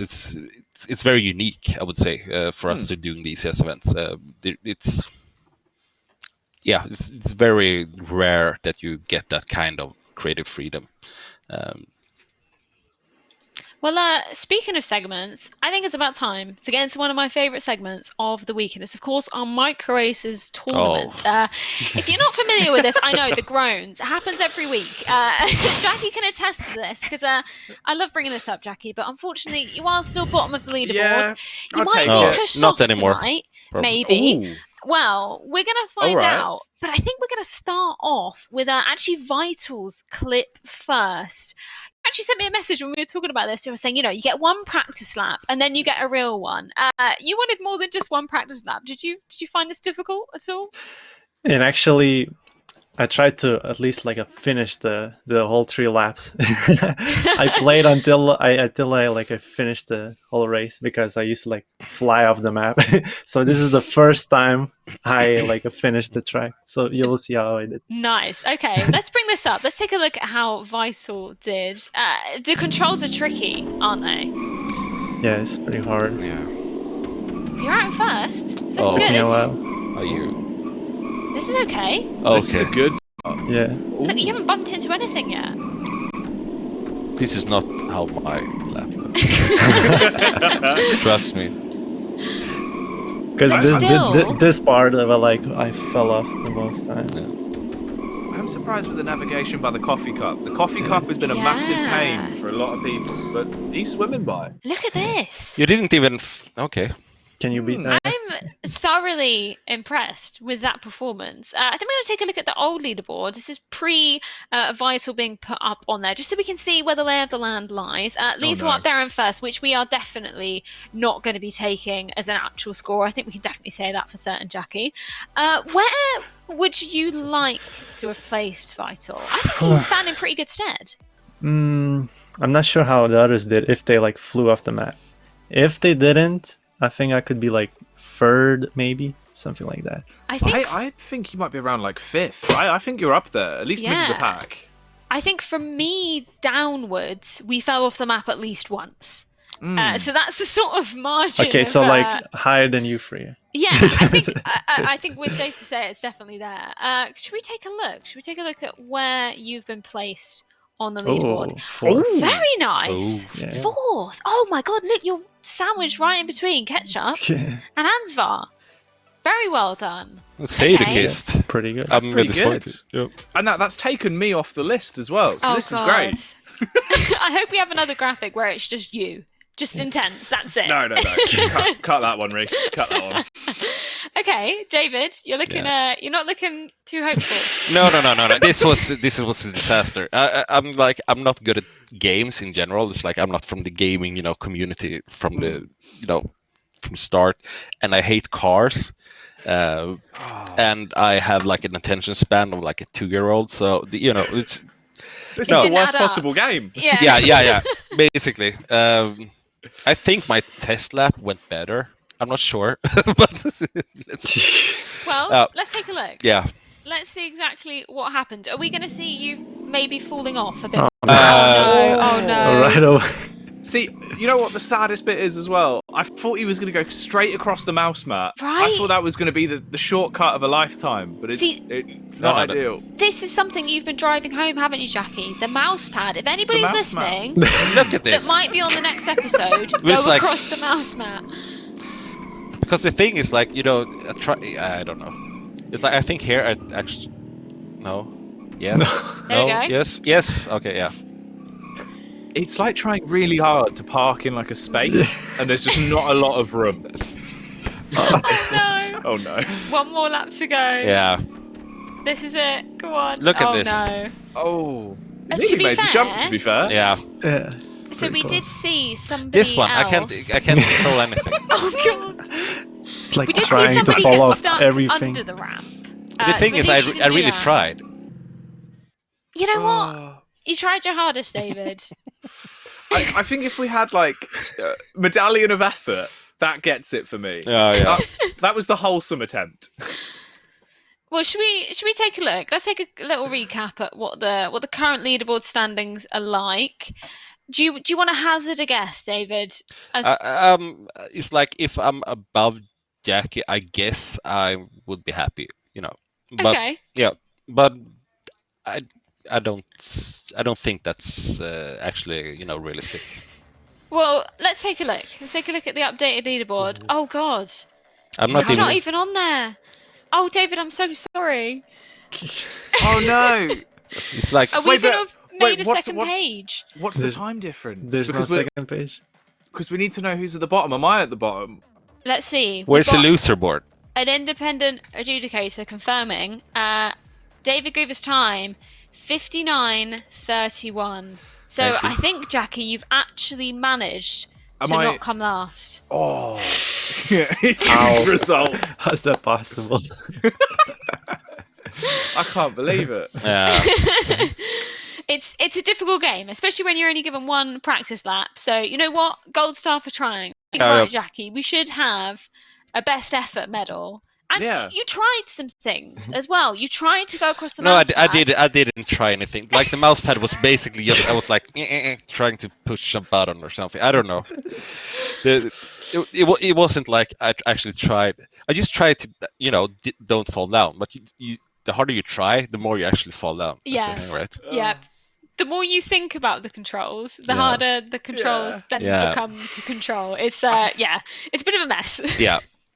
Oh, the one that tickles me is just behind the book where you stopped and then just started reversing, and it was Yeah. like, oh no, David, please. No.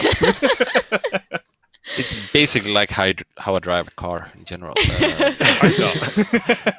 Incredible stuff. One thing I just wanted to pick up on, we were sort of talking about, the differences between tournament organisers and the kind of content that they want to see produced. Do you see any difference between games and go between different game communities? The sort of content that potentially does really well in maybe the Counter-Strike scene might not do so well in another game. Is there any sort of differences you see there, David? I would say, like in general, it's like the stuff you like the most. That are stuff that people hate or doesn't get any traction. That's like my whole, this basically everything I do is like I'm super proud of something. This is the best thing I ever done, or this is the funny thing, And people are like, yeah, 200 views, and then you do something that you aren't that happy with. And usually that gets a lot of traction. But I would say, like in general, like the main thing that gets people watching and commenting and everything is like portraits, talking about people in general, talking about stuff that are outside of esports, talking about the stories, that kind of stuff. And I would say like Counter-Strike is kind of weird because it started when I started doing this. It's like 2013 or something, I think, at the DreamHack, or was it 14, the first major? 13. 13, yeah. Then it was, it's small. I think we were like super happy. We got about 100K viewers on the live stream, and we, it was pretty new. Everyone was kind of, they would do basically anything. But Counter-Strike has evolved in a sense where it's so much more corporate stuff, or corporate in general, like with teams and stuff. I would still say that there's a lot of teams and players that are super fun to work with. Shout out to Shocks. But it's more corporate now. Comparing to other games, I don't know. It's the thing with Counter-Strike is that you have a lot of European and American players, and like those are generally a bit easier to work with, especially since most of them speak English. I would say that's the main thing. It's if we're talking done a lot of PUBG, there's not this. You can't create the same story in that sense for me. I think my favorite game, which is obviously that game didn't go anywhere was Heroes of the Storm. I think the player base and like the players and everything, they were like, it was the best. I loved working with that game, and I'm so sad to see that it didn't work. But yeah, in general, I would say like when you actually do stuff, when you see people care within the video, that gets the most traction in general. Yeah, I think it's interesting as well. Like you're sort of saying about the different kind of scenes and the fan bases. I think for me, something that makes Counter-Strike so special and really cool to create content within is the kind of history that is within the game. Because before CSGO, there was a massive CS Sources 1.6. Yeah. There's so much history and it's so rich. Do you kind of find that in terms of your content as well, Vital, that kind of history of the players and there being, some players have been around for sort of 10, 15 years. Is that sort of something you kind of pull into the narratives of your videos? Absolutely. I mean, once I could do like a tribute of a player. If I do like a tribute of a player, I can get go back to the first year of CS. Like whenever I do like a video about the upcoming major, I always go back to like the first ones, like to show the footage, the best plays. So there's always something that you can go back, refer anything just from the past. Basically, there's always something.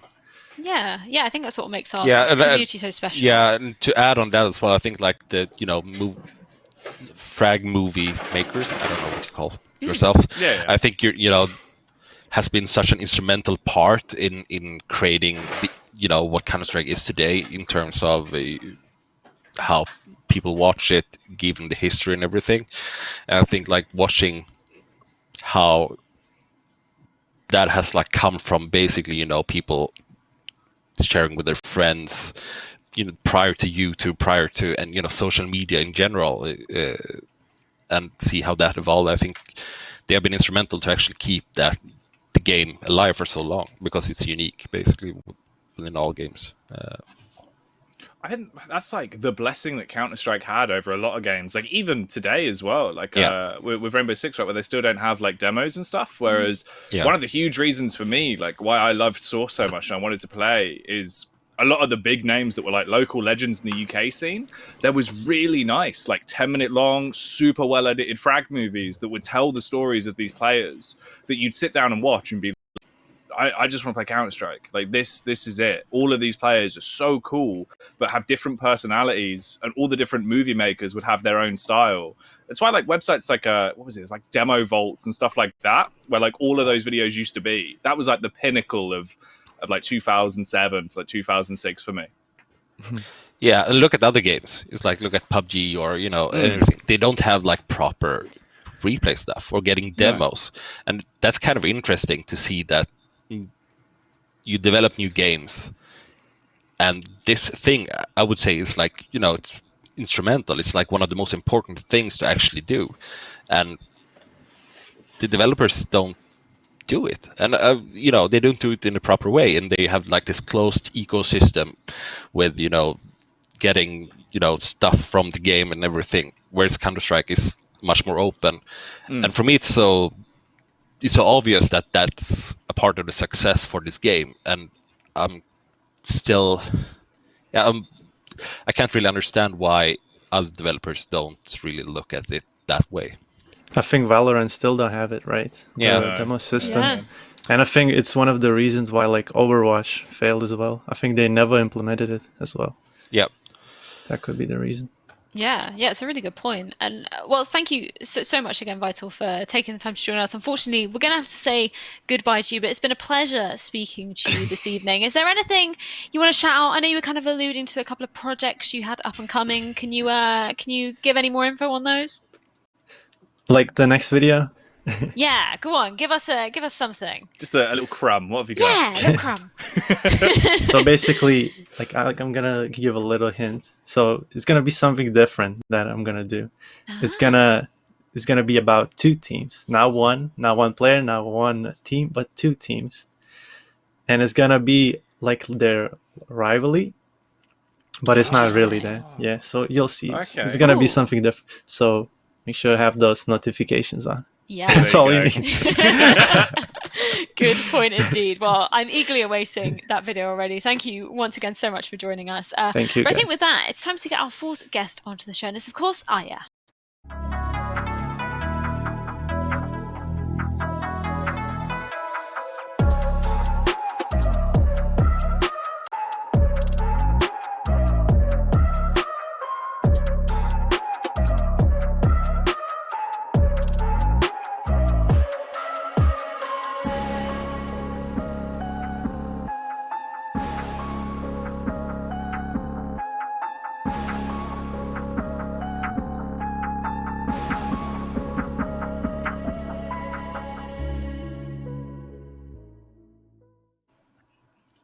Absolute pleasure to have you joining us on the show today, Eiya. Thank you so much for taking the time to be with us this evening. How's everything been going with you? Oh, just probably the same as you guys, just at home, trying to stay entertained, playing lots of video games. But yeah, thank you for having me. Super excited to be here.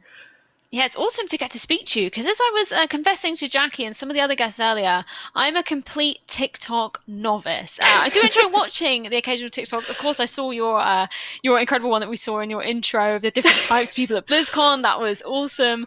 How can you kind of tell me how you sort of got into creating content on that platform specifically? Well, it was kind of a slow process. It started about a year ago when I made an account just because I wanted to see the original source of some of these TikToks that were like floating around on Twitter and stuff. And then I think I just progressively got more and more involved in the app until basically the quarantine started. And I was bored enough to start creating some of my own videos. And now I have had several do pretty well on Twitter that were super fun to make, as we just saw. Yeah, they're awesome to see, indeed. I think it's really interesting, sort of coming from, I was saying earlier, I was very much a Vine girl, and then when Vine died the death, it's just like, can anything really replace it? I'm not too sure. I don't know about you, David. Are you a fan of TikTok? 'Cause you got a TikTok account? I don't. I feel so old sometimes. I'm trying, like my daughter has one, and I think it's a very interesting like medium in general. But no. Interesting's a good word. Yeah, but and there's I watch I love watching the TikTok compilations on YouTube, for example. But it's you scroll so much. That's the thing, right? And I already have Instagram and Facebook and Twitter. It's like 3, It's like one more would be, that would kill me. It would be lethal. I haven't actually asked you, Jacky, because I can imagine you do pretty well at those TikTok dances. Oh, do you reckon? Yeah. I mean, okay, if anybody wants to know something about Jacky, a little secret, he does the meanest slut drop. I saw him at a party in Katowice. Yeah. If you ever need a little one of those dance moves, it's amazing. That is true. I did want to actually, I remember talking to Dan from Red Bull about it when we were doing the Race to World First last time, and I was just like, Dan, can I open the stream with me doing a slut drop on the intro? And he was just like, probably. I think it'd be fine. And then I showed him and he was like, yeah, actually, you know what? We can work that in. I do a little mean one. I throw them in at times. They're quite good for party tricks. It's amazing. Some good stuff. I kind of want to talk to you a little bit about your sort of role in the esports scene. Obviously, you come from sort of World of Warcraft scene, doing sort of reporting and hosting, but you also, you've done a breadth of stuff within esports. You've done a lot of post-production, some admin work. Can you kind of talk me through some of the roles that you've undertaken within the scene? It is a lot. I've been working in esports for about 6 years, primarily World of Warcraft. I started off as doing social media content, actually. I was doing like some top 5 videos, editing those, doing voiceovers for them as well. And then I sort of progressed into being more on the admin and observing side of things also. And then I also did a little bit of stats producing. So I was like gathering data from the players, win-loss ratios and stuff like that. And then in the last year, I've transitioned to on-camera talent, like you said, doing hosting and sideline reporting. That's awesome. How did that transition kind of come about for you? I know that sort of everybody has those weird stories in esports, myself included, coming from a specific role and then being like, try this on-camera talent role. And it's actually, it's incredibly addictive, as I'm sure many of you guys will know. How did the sort of reporting and hosting role come about for you? So I had already been working on the WoW esports team, and I know that they were looking for someone to do interviews and sort of those 30-second hit pieces that we see in a lot of esports productions. And I kind of was like, that sounds like fun and like I could be good at it. So I filmed a little fake video interview in my home. I pretended that my desktop microphone was like an actual microphone, and I sent it in, and they liked me enough to keep working with me. So. And it is addictive. You're right. Yes, it is very addictive. I know we were kind of speaking about our sort of favorite types of content with you earlier, David, and I think it's time that we take a little look and see some of the highlights from ECS Cancun, I believe. Unfortunately, this was the ECS event before I started joining, and I was joining the FACEIT team, but it looked like an incredible event nonetheless. I think you did some really cool stuff with Parla at the event, right? Yeah, we did a lot of weird stuff. Well, let's take a look. I think we can bring up some video clips of the actual event itself. The coolest venue I've ever seen for an esports event. I'm so jealous. Oh, this was the event where you were beaten out by Boaster, actually, wasn't it? Indeed, and you know what? Boaster is going to be joining us later, so I'm going to have to have a You few can get your words own with him. back. Yeah, no. Some choice words for Boaster. But this just seemed, it seemed like a really laid back event. Obviously there was no fans there at the actual event itself. But did you kind of relay that sort of vibe within the content? Was that something that was important to you to sort of relay to the fans at home, David?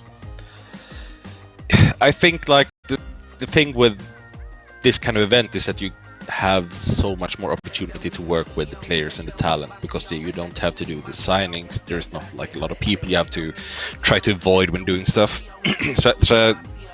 so it's a lot easier in general. Obviously it's not, as epic as a lot of other stuff we've done, but I think we just wanted to show that we had a fun time doing this event, and the players had a fun time doing this event. And I think it showed in the content as well, in general. Yeah, and obviously we had this amazing backstory with Parla, and people didn't really understand what was happening. I'm super proud of that story, and how he was shipwrecked, and essentially he dreamt, that he was actually there. So basically, and I had like a lot of ideas. I wanted like the people on in the studio to never reference to Parla. It's like I would just wanted them to throw to the interviews, but never reference to Parla. It wasn't possible. But the thing is, like I wanted it to be like this kind of thing that tried to go through the whole thing. But it was a lot of fun. Sick. That's awesome. Like as a storyline for an event, that's a dope way of doing it. I haven't really heard of many other events trying stuff like that. No, I think we're pretty unique in that sense. And I think the ECS events are pretty unique in how we work. And I can also see that there's a lot of other like events and people that are getting inspired by doing that as well. So it's kind of fun to see something you have done, and you see people doing something that is inspired, and sometimes it's even better than you do yourself, and you get a bit mad, and you're like, next time I'm doing it even better. That's the thing, right? You try to stay hungry in that sense. Yeah, I think that's something that's always really struck me about the type of content that you guys produce. Is it's never surface level. Thinking of the sponge incident again at ECS season 6, I believe, there was a whole nother layer to that between that, and then you were thinking of stuff that we could do on into the next event, and it's really cool to see those sort of narratives being built that are somewhat separate from the players themselves, but still involving them. I think it's a super unique kind of style that you have, and I kind of wanted to ask, like, are you inspired by anybody in particular, maybe from outside of the esports industry? Are there any kind of directors or writers that you particularly look up to? Oh, that's a good question. It's like, do you have an hour, or no, I think like, especially since I don't have like an esports background. I come from reality TV. In BNS, that's how it started working. It's like editing, the Swedish version of Kitchen Nightmares and that kind of stuff. Oh, wow. And can we go into that? Yeah, I can talk about it all day. No. So, and basically, like, joining esports was kind of like just a coincidence. It just happened. Was never like my goal to get into esports, but it's a very fun like thing to do within what I do. But I don't know. It's like, it's kind of hard. It's like I have the thing, I think like the movie that started it for me was 28 Days Later by Danny Boyle, because he shot it on like a super cheap DV camera, which basically we had in our school, and I was like, oh, if he can do it, then I can. Obviously, I couldn't, but that was at least a start. But otherwise, I've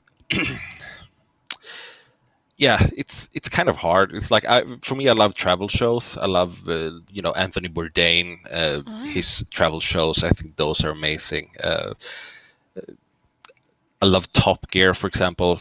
As a television show, it's just like, I hate cars, but I love Top Gear, and I love the Grand Tour because I think it's just great television. Yeah. But I don't. It's kind of hard because you start working with people and you get inspired by those. I think for me, it's like working with my team and working with people within the scene. It's like I have like this. I had an executive producer at Blizzard who's called Julien. He was a pain in the ass to work with, or is always a pain in the ass to work with. But he is. I'm getting out of focus. But he pushed us to do stuff that was like that I'm super proud of. So yeah, you can talk about it a lot, but yeah, I think that's kind of the complex thing about speaking about inspirations is there's always multiple people, right? That come into even just one project, even just watching one sort of clip which inspires another idea, then you watch something else. I think that's something that's really cool that we can kind of create in the esports scene. I don't know about you, Eiya. Is there anybody that you particularly look up to sort of inside or outside of the esports scene in terms of the content that you produce? There are a few. I think you even mentioned it earlier, Freya. I think G2 is someone that's always putting out really funny content. They seem to be always really quick to respond to memes that are sort of circling around on the internet, which is always really cool to see. And then someone else's. Have you guys heard of Paladin Amber at all? Oh yeah. Yes, she's great. Which is, I think, what inspires a lot of the personal content that I do. Just the way that she makes those funny clips on Twitter and stuff. Yeah, I think we should actually take a look because you've given us a couple of examples of some of your favorite stuff that you've created. This is my personal favorite. Types of girls at BlizzCon. I love this. Did you was this something that just sort of came to you, or did you see something and was just like, this needs to be made? Well, so if you're not familiar with TikTok, there's sort of trends go around where they sort of people do their own version of that. So there were like, types of teachers at my school or types of, whatever, athletes. And so I was sitting on the couch sort of being sad because BlizzCon this year is canceled. And I was just thinking about all the good memories I've had at that event. I've been to every single one since 2014, and it just kind of popped up in my head, and I made it. And there's a second version I did as well with more examples that people from the community were giving me, and it was a really fun series to make. I love that because you can see yourself in them as well. Yeah. It's just like, yep, I used to be that girl when I went to conventions. Like that was totally me. Which one? Which girl? Definitely the fangirl with all the lanyards and like all the merch and like I love esports. Those are all real lanyards too. I stole them from my partner. Yeah, they're all from all the events that he's done. So I just kind of like took his whole collection and like lifted them off of the hook that he was saving them on and put them over my neck. And I was like, I'm using these. He's like, okay. I think important question time. Are you guys the sort of people that keep your lanyards from past events, or do you have no sentimental value to them at all? Oh, I've got all of mine still, but the issue is when I did the shed redecoration, I did transition them from being still all lanyards altogether. So I just took out the actual, like the ID bit that would come with it. So we'd either have like the picture on it or the name of the event, right? So now I've just got all of those and wristbands up. And I did a nice little collage of them because I'm quite artsy.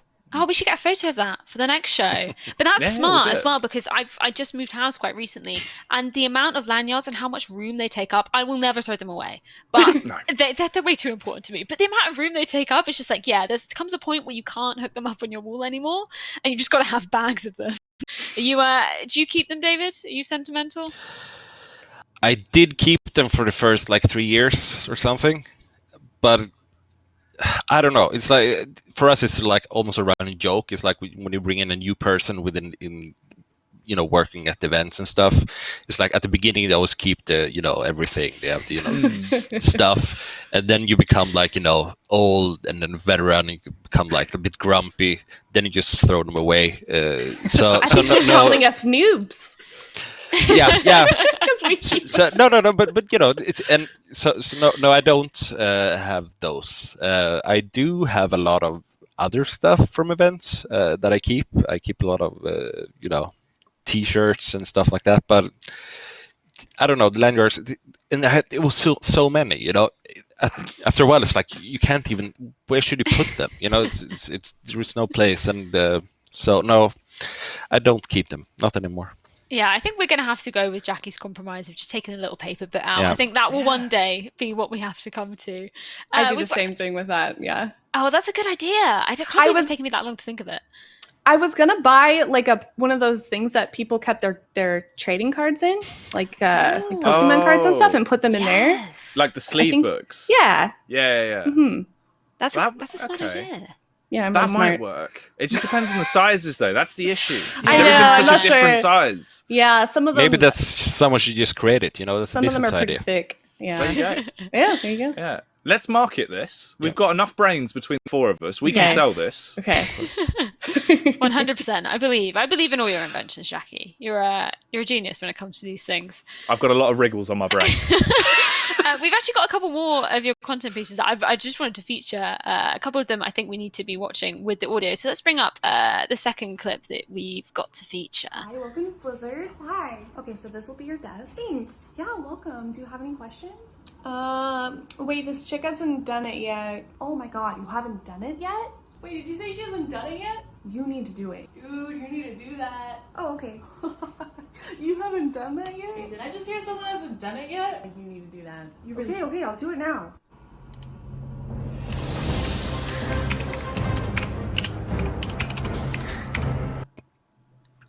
I love that. That is so smart. Yeah, that's genius. I love that one so much. I Where did that almost kinda put come that from? on TikTok. So I don't know if this is a thing with other companies in gaming, but I just noticed that every single Blizzard employee that I've come across has some version of tweets are my own in their Twitter bio. So I just thought I would poke a little bit of fun at that. I think I even messaged my boss, like, am I going to get fired if I make fun of Blizzard in this content piece? Because there was That's the amazing. strong follow-up to that one as well, where you changed the ending and did it instead. It was in front of It the was orc statue. the orc statue, yeah. I had too many Blizzard employees coming at me being like, oh, I thought it was going to be the orc statue. So I very quickly was like, okay, I'll make that version as well. So. Well, I think we've got one more, and it's a Disney parody, and I don't think I've seen this one, so I'm very excited to see it. Okay. Let's take a look.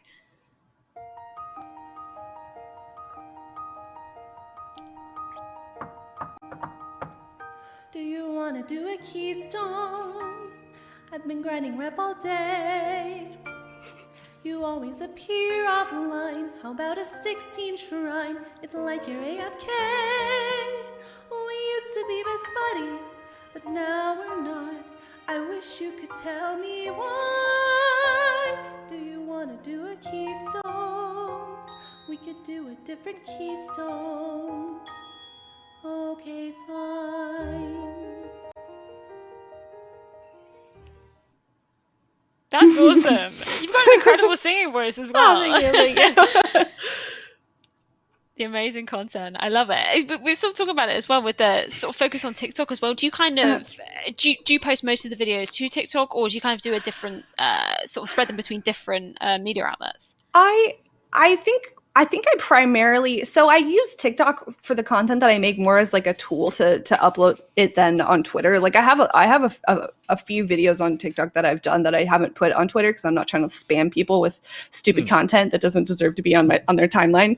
But I think for the most part, it's just like little short videos that I think are really well suited for Twitter, like the ones you guys have shown. Yeah, that's super cool. I'd kind of like to hear your perspective as somebody from the World of Warcraft scene, a scene that I'm not particularly familiar with in terms of the content. We were sort of talking about with David earlier what sort of content in Counter-Strike does really well. It's sort of that focus around the player narratives and the history. Can you talk to us a little bit about what you see doing particularly well in the World of Warcraft scene and sort of the content that you'd be producing at live events? The content I would produce at live events? Yeah, or just in general, the content that sort of does quite well on social media or sort of trends that you've seen in that kind of community. I think with WoW, it really varies a lot. It's a pretty old game, and I think you have a lot of different kind of content that we see coming out of the community.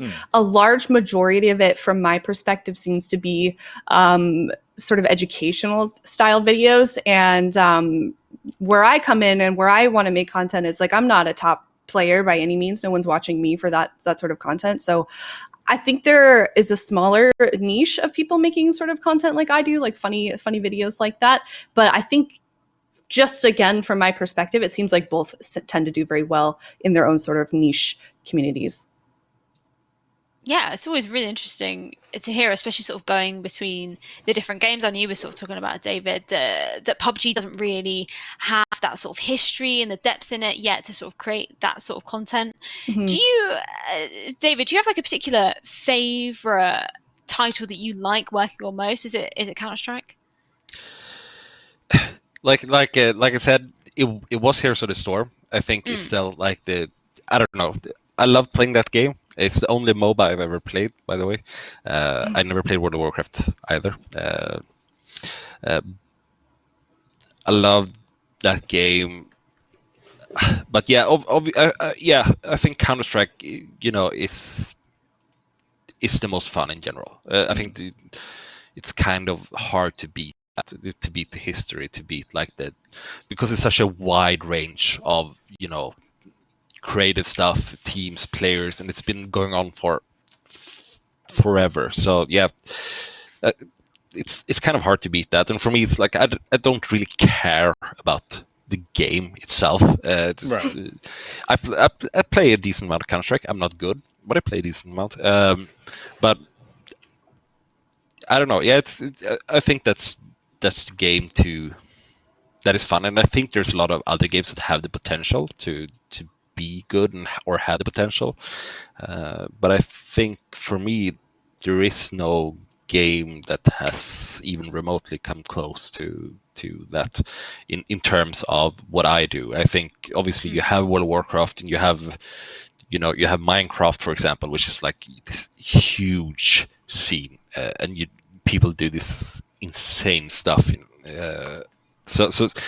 But from my perspective, I think Counter-Strike is like the base. It's the gold standard, basically. Yeah, for sure. Eiya, from your perspective, is the kind of history and that sort of narrative element of the players, is that something that's really important in the sort of content you see being produced for live events and the kind of content that you are working on?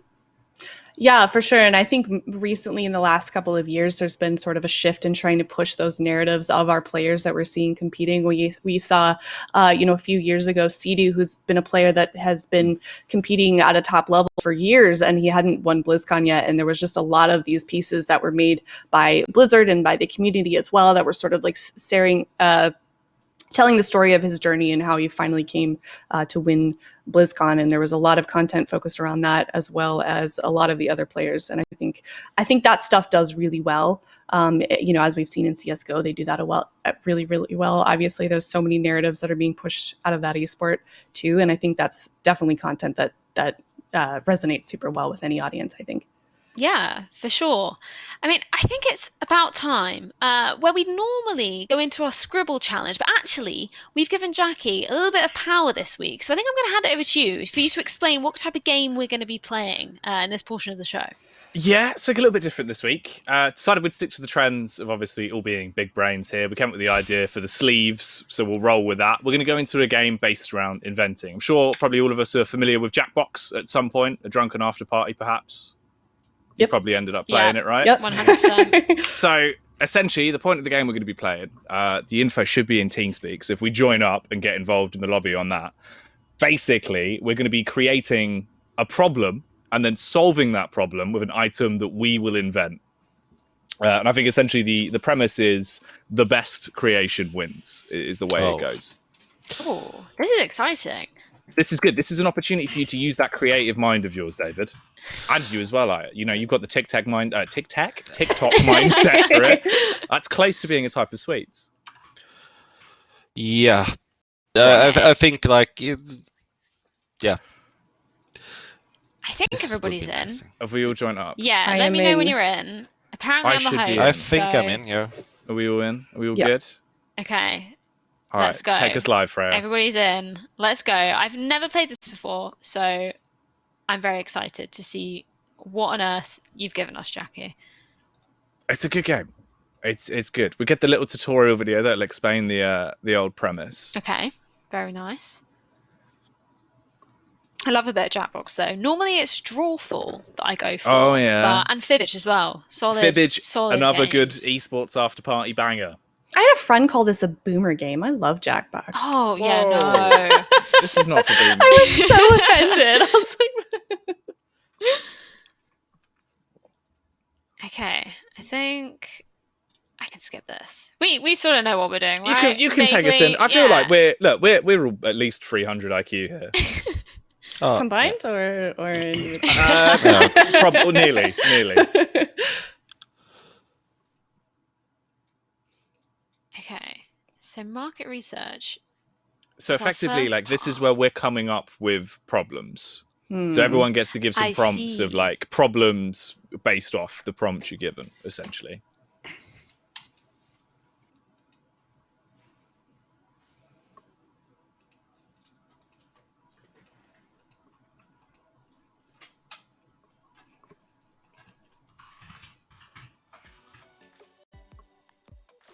The concentration, I can tell. Yeah, there's a lot of focus in the room right now. Oh god. Oh no. Okay, I've got my first one. Nice. Oh, okay, this is tricky. This is so tricky. I'm trying to think outside the box.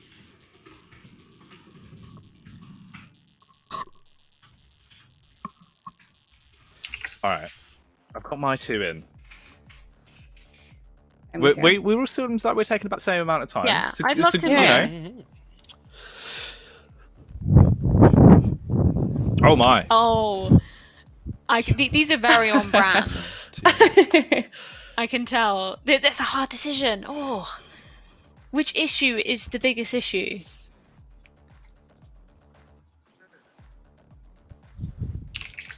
Oh no. I've clicked on the wrong one. Oh no, Jacky! Oh, I've thrown it all away. It was How brilliant. did you And I'm click just, on the wrong one? I don't know. GG already for Jacky.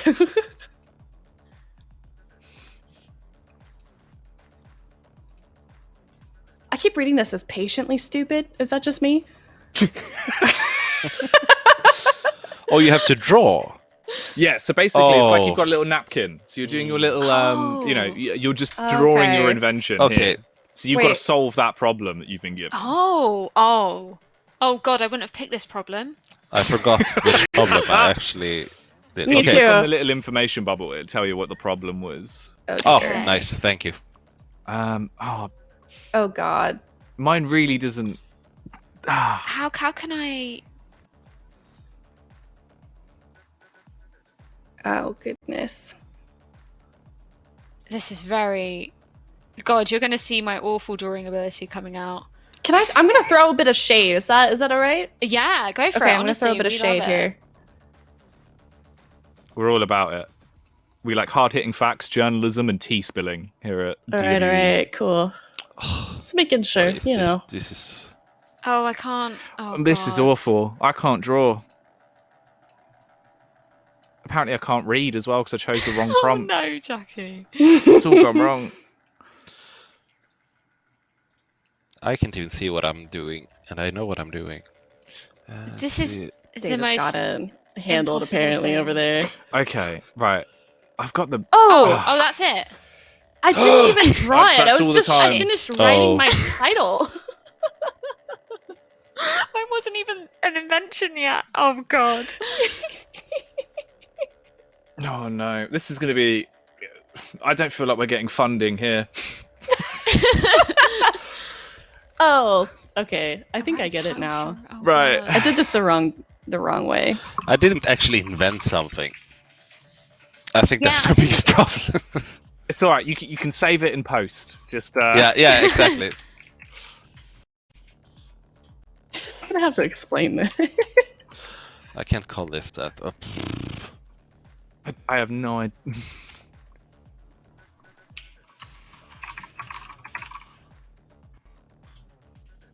Okay. This is so difficult. Oh god. Or a tagline.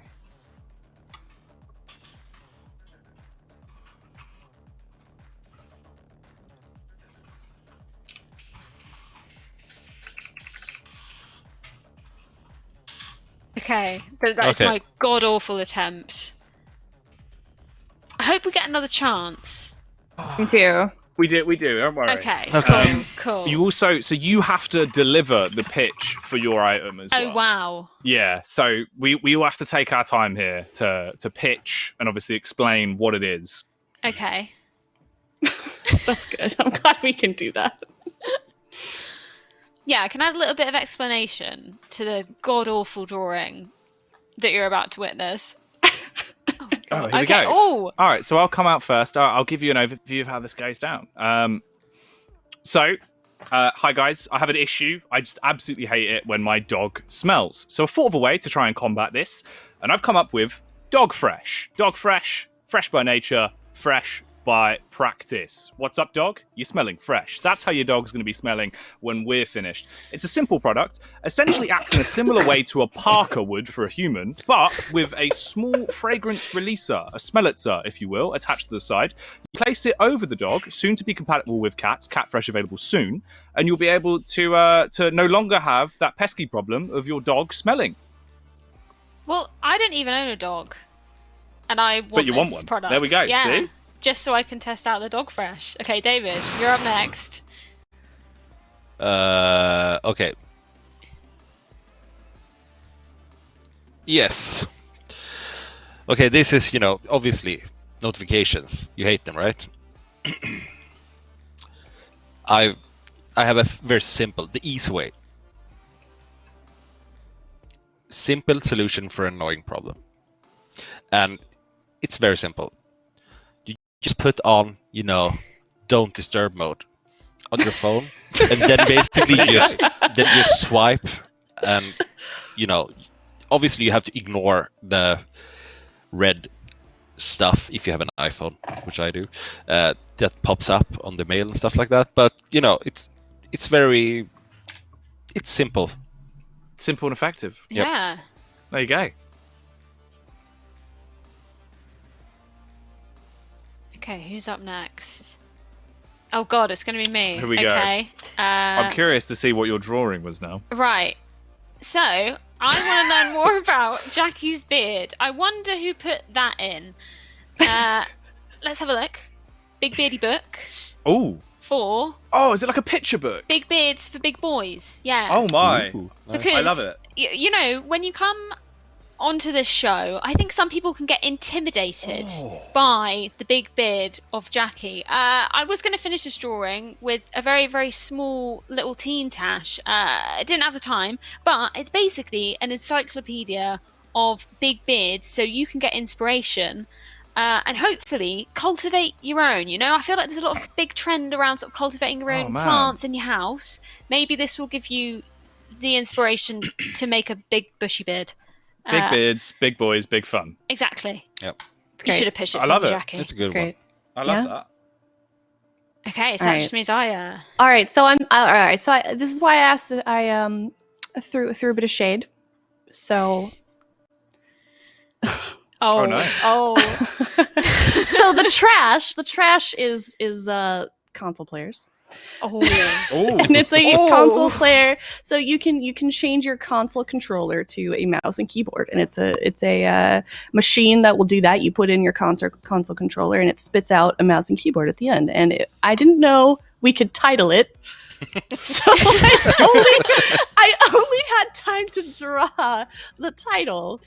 But you can imagine it's just a little machine. You put your controller in there, and you get a lovely keyboard. And then instead of missing your headshots, say no more. Oh, Amazing. Thank you. Is there a new one for the year 2020, or are we just 20 years behind?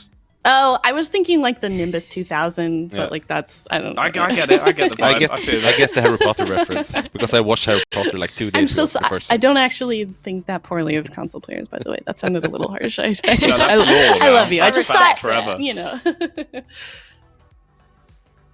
So do we vote for who? Yeah, this is how people get funding. So you have to vote for who you enjoyed. Ooh. Oh, it's hard. Oh, I have to invest. Okay. Yeah, so you have like varying amounts of money, and you can distribute it depending on who gave you the best belly laugh, essentially. They were all pretty great.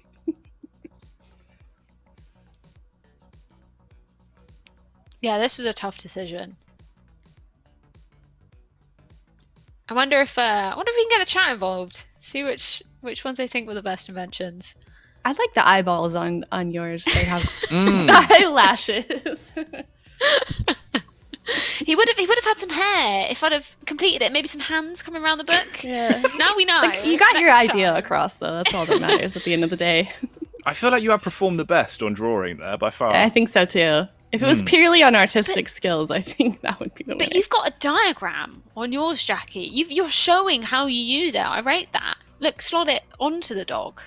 Yeah, well, Smart. you know, I don't want you to put it on the wrong way. That'd be a nightmare. Oh no. Everyone just loves smelly dogs. Oh.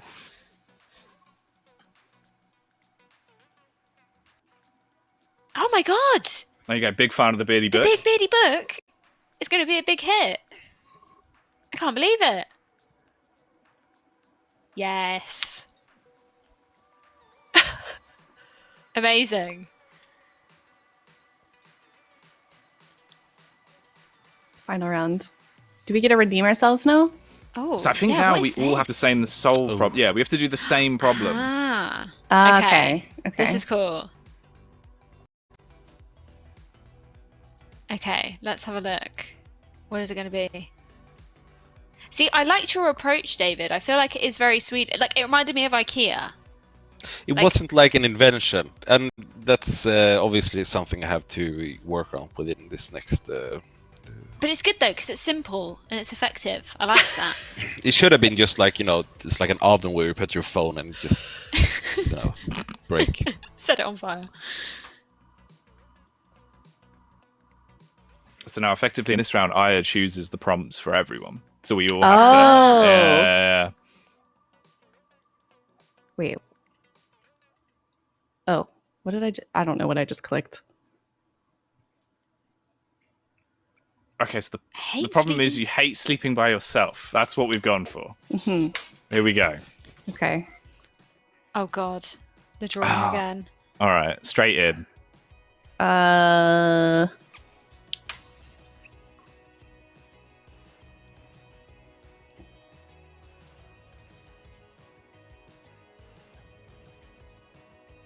This is taking some technique.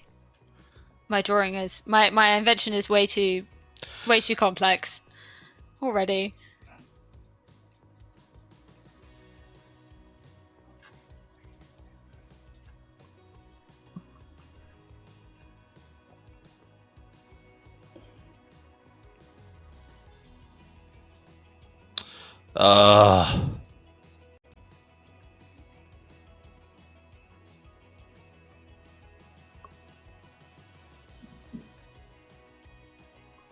Oh, do we not get a title at this time? Yeah, I think it should still give you the option to. I think it comes in the next round. Oh, well, like the next segment. Mine doesn't. Did you guys know you can't rely solely on talent unless your talent is sweet kickflips? Just a little factoid from the game there. There you go. Yeah.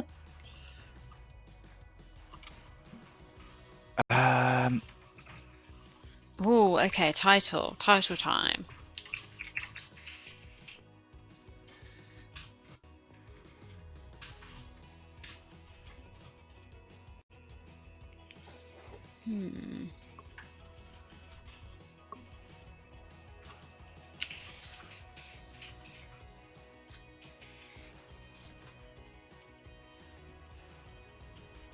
I can't.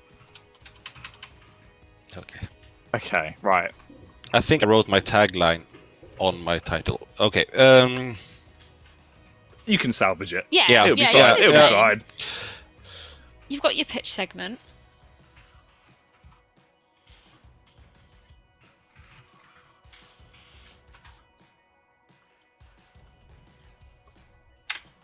I can hear everyone's brains ticking away. Really get those grey gears turning.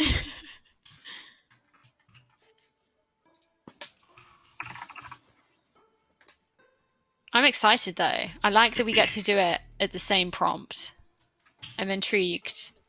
This To will be see good. what It'll be a people good think. test of seeing, what wavelengths. Yeah. Oh, Jacky there we up go. first Straight back in again. Okay. Obviously, a common problem. I hate sleeping by myself. So, thought of a way to solve it here. We had a lot of inspiration from the Big Beardy book, and we've come out with Beardy Boy. Now, Beardy Boy essentially works as quite a simple product. You may have seen body pillows in the past with, say, Sailor Moon on, or your favourite World of Warcraft Warchief, but we've gone for a different approach here at Beardy Boy. We give you a beard on a body pillow. It's full, real human hair. You can choose colour and length. We have multiple different options in store. Beardy Boy. Snuggle up and buckle up with Beardy Boy. Seatbelt isn't included. This is amazing. Where do I sign up, Jacky? Is it your beard hair? No, we have Where many is it different sourced? donors. Okay. How big is it? We do different sizes. Okay. It depends on how big of a Oh. beard you want. Obviously, of course. Well, I went for obviously a common, hate sleeping by yourself. So I thought of the bed buddy, but it's not in the way you would think, in terms of the sort of the body pillows you get that you would lay in your bed, because sometimes it's really hard to store them, right? So we thought of the foldable friend.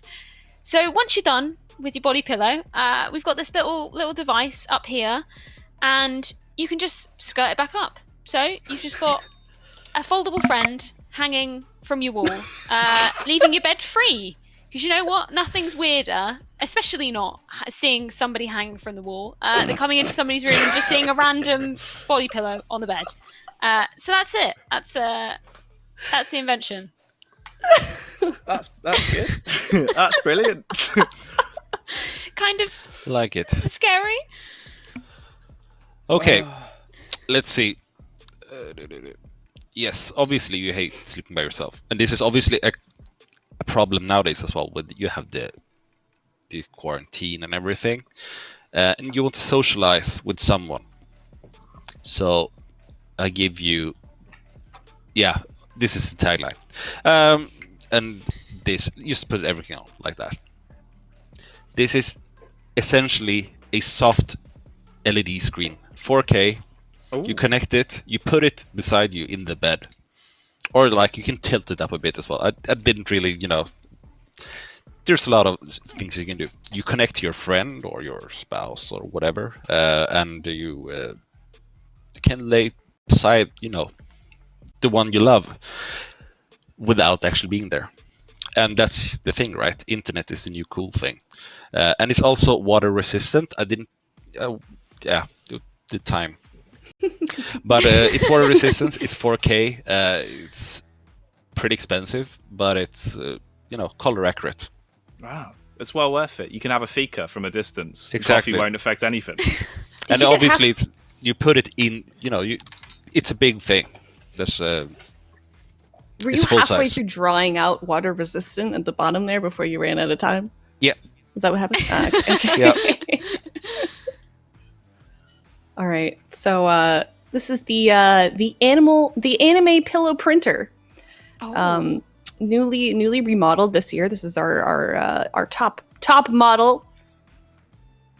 And you can print your own anime pillows at home using our handy dandy anime pillow printer. And apparently I don't have a tagline because it's not letting me show it. But what would it be? That's if it. You could That's give the it product. a tagline. I think it was literally just tired of being alone, print an anime pillow. No. It was load up Crunchyroll and print out your favorite anime character with your very own anime pillow printer. That's awesome, though. Yeah. That's cool. I like this. I was worried everyone would go for the sort of the pillows, but we've all gone for something kind of different, which is cool. We've kept it varied. Yeah. Some variation on it. Oh, who are we going to pick, though? Do we get the same denomination of funding? So you get slightly more money this time. Ooh. I think because the goal's higher. Interesting. Oh, So this is it. This is Which tough. Kickstarter would you go for?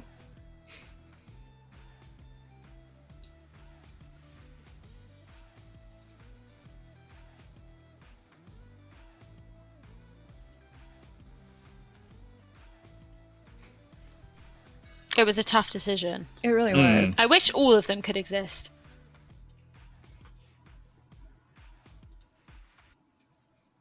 We could probably a company that sells all of these products. We could. Your beardy boy, it looks like it has little feet at the bottom. Yeah. Are those little feet? Or no, is they it were supposed to be like hands a that are, like, pillow super wrinkle, far down? but it does look like little It feet. just Yeah. looks like little Oh, feet. like he's doing the little like uwu point. He's just pointing at himself. Please sweep with me. Oh, so no. how much? We need 1,500. Oh. Yeah. How Bed on Buddy's earth? in. There you go. Oh. It's a bit creepy, though. Little bit. Oh, close. Oh, top score. Everybody loves the beardy boy. Success. What's On not sale to now love? at Bed, Beard and Beyond. You can leave now, Jackie. You can leave. Thank you. This was the best because you had an actual product line. Yep.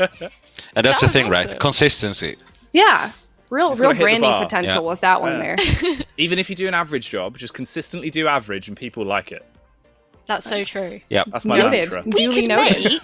We could make some solid content off of this. You know, bringing it back around to the theme of the episode. Imagine testing those out at an esports event. Incredible. Mm. Toss them We'll into get the one crowd. marked up. Toss out the beardy boys in the crowd with a People go wild. beardy gun. Ooh, yeah. Well, I think that just about wraps up that segment. Thank you very much, Jackie, for introducing me to another wonderful Jackbox party pack game. That was awesome. I'm sure we'll see that in subsequent episodes. And it also means it's time to say goodbye to David. Thank you. It's been fantastic to get to Yeah, meet you it again. was It's fun. been a long time since been we a got long to time. chat esports. Have you got anything coming up that you want to shout out? Any social shout outs? No. You can, if you need a good team, we're pretty not busy at the moment.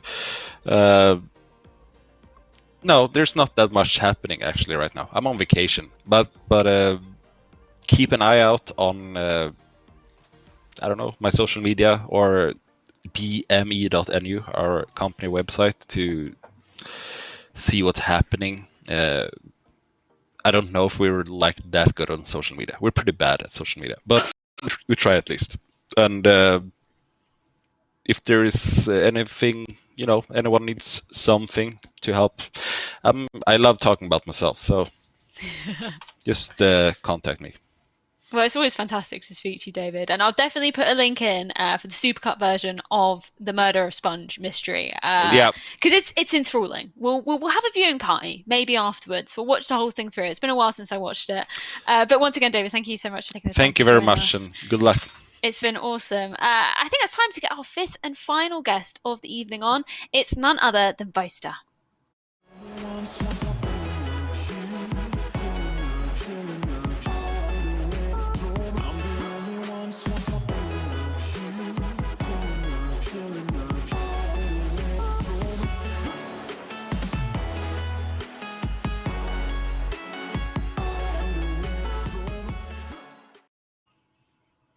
Pleasure to have you joining us, Boaster. I was just saying to David, it's been a long time since I've seen him. It's been even longer since I've seen you. I think the last time I saw you was at the Major. What have you been up to since then? Just chilling. No, nah, bit of League, dabbled over there. Left CSGO, went to League. Yeah. Now I'm on the Valorant grind, and that's pretty much it, really. I mean, it's pretty nice. It's pretty good. Yeah. Still popping out the content though. It's been awesome to see what you've been producing. I've sort of actually wanted to ask you about the sort of your experience over at XL with League of Legends. Because obviously, as you said, you moved over from Counter-Strike to sort of focus on that role with XL, creating content. What did that kind of contain? Because you were doing a lot of sort of vlogs for them and content creation pieces.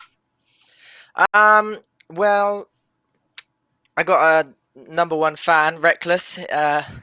Yeah, he's my fan now, so he's like I managed to get that out of it. No, I guess like you said, I was vlogging for XL in the LEC, so every week I was living up in Berlin for 2 splits, which is like 10 weeks worth of games.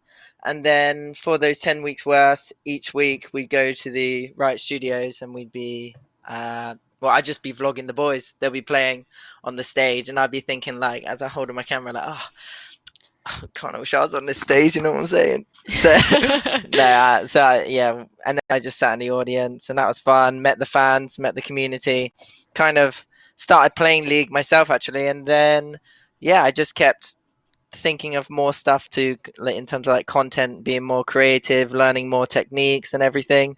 And yeah, it was pretty fun, pretty tiring as well in terms of like vlogging and then editing. I don't even know what the question was. I might be going off on a tangent here. No, I love a Boaster tangent. You know that. Nice. No, That's it's some of awesome the best you can get. Yeah, it's awesome to hear about the sort of transitions as well. You sort of going through those multiple titles. Did you see anything sort of notably different between the sort of League of Legends community versus the Counter-Strike community that you'd been in for so long? I think the community-wise, I think it was like a different. I'm not really sure, to be fair, because I didn't meet. I think the CSGO community is a bit more laddish at events, but then again, the only events I went to, live events, were literally in London at the Face It Major and Face It ECS. So I was like, obviously in London, everyone's going to be going to the pub for some beers, you know, and then everything gets a bit leery and everything. Whereas at League, I think it was a bit more controlled. But it was still like there was still the same sort of energy towards the game, and that was kind of the fun thing, and like made me realize I could go pro in any game because it's kind of fun to watch anything when everyone's just cheering like madmen and women. So yeah, that I'd say that's the difference, I guess. Yeah, it's still fun. I could definitely attest to the fact that the London crowds, they are the best crowd. You get the best chance going. It's awesome. What are the sort of crowds like for events in the World of Warcraft scene like Eiya? It's incredible. Every year at BlizzCon, I'm always blown away by the amount of support for our players that are competing. It just, for the ones that I've been to, it's a really long show over the course of 2 days, and there are people that are sitting in the front row with just as much hype in the beginning of day 1 as the end of day 2, and it's always really incredible to see how passionate people are about WoW esports. And yeah, when you're in the actual crowd in a LAN setting, you feel like you could do anything. I feel like I could go up there and be like, yeah.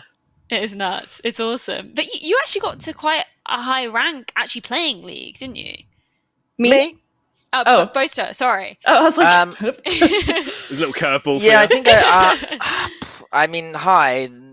I guess it was kind of high. I set myself a 6-month goal to hit Diamond, and then I ended up getting Diamond 2, but then it all went downhill from there. I don't know what happened. Something meta changed. I don't know. Yeah. I couldn't really climb further than that, sadly. I think I got an even more hectic schedule in terms of filming and stuff, so I couldn't play as much, and then kind of lost it. Who was your go-to champ? Who was the person you would make? Akali. Oh, okay. Yeah. Interesting. Yeah. Akali, and then I'll just say Akali. Yeah, she was kind of my one trick for quite a while, and it was fun. What's interesting as well is obviously knowing you for years now at this point, like the one that resonates for me is obviously Gfinity is kind of where it kicked off, right? Because that's why, like, when you were vlogging constantly, you were starting to.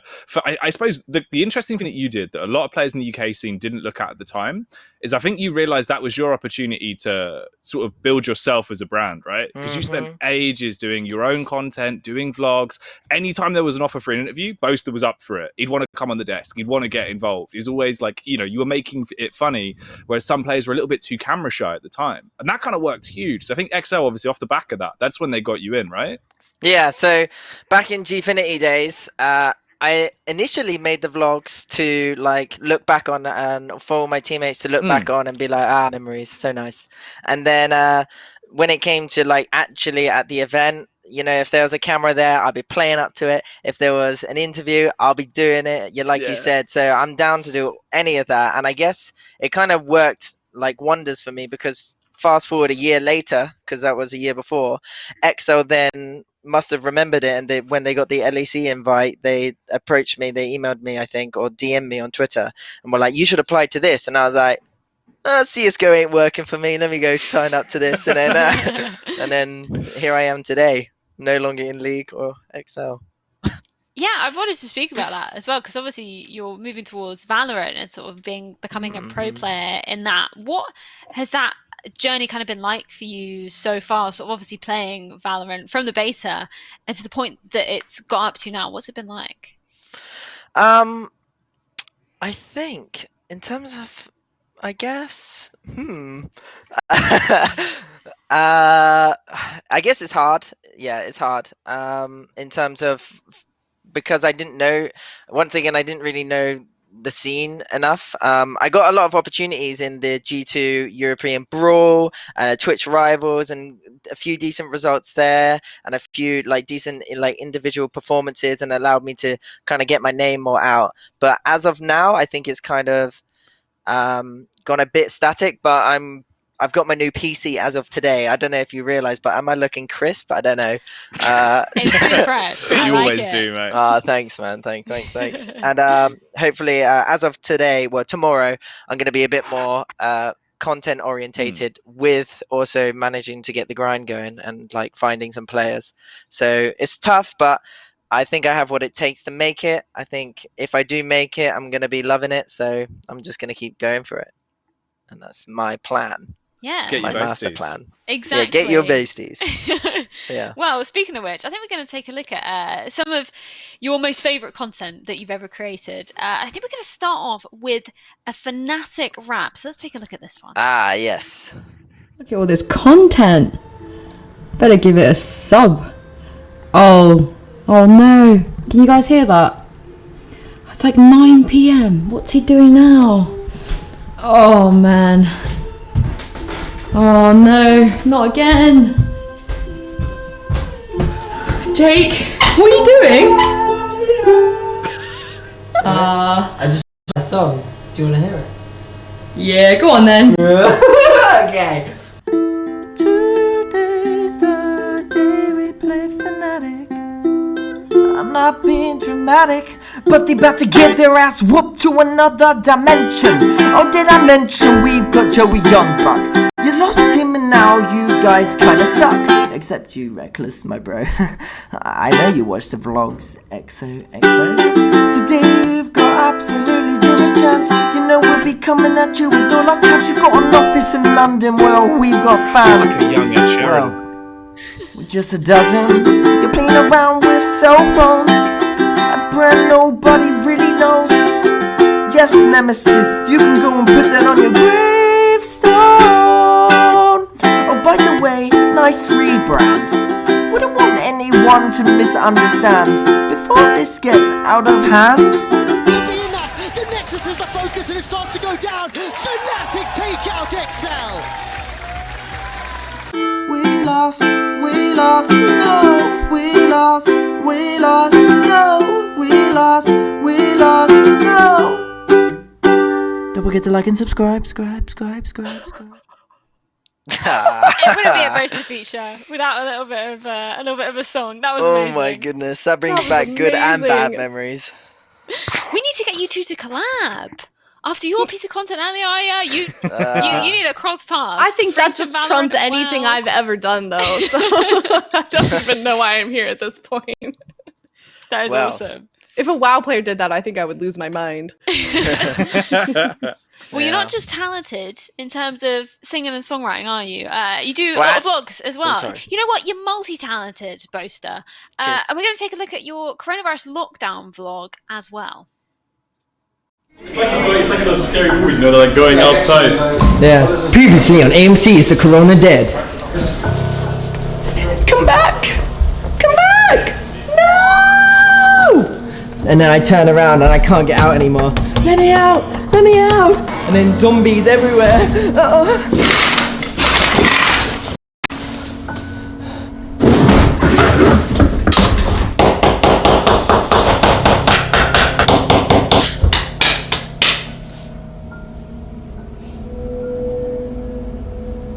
How do I get out? Babe, we're locked in. What do you mean?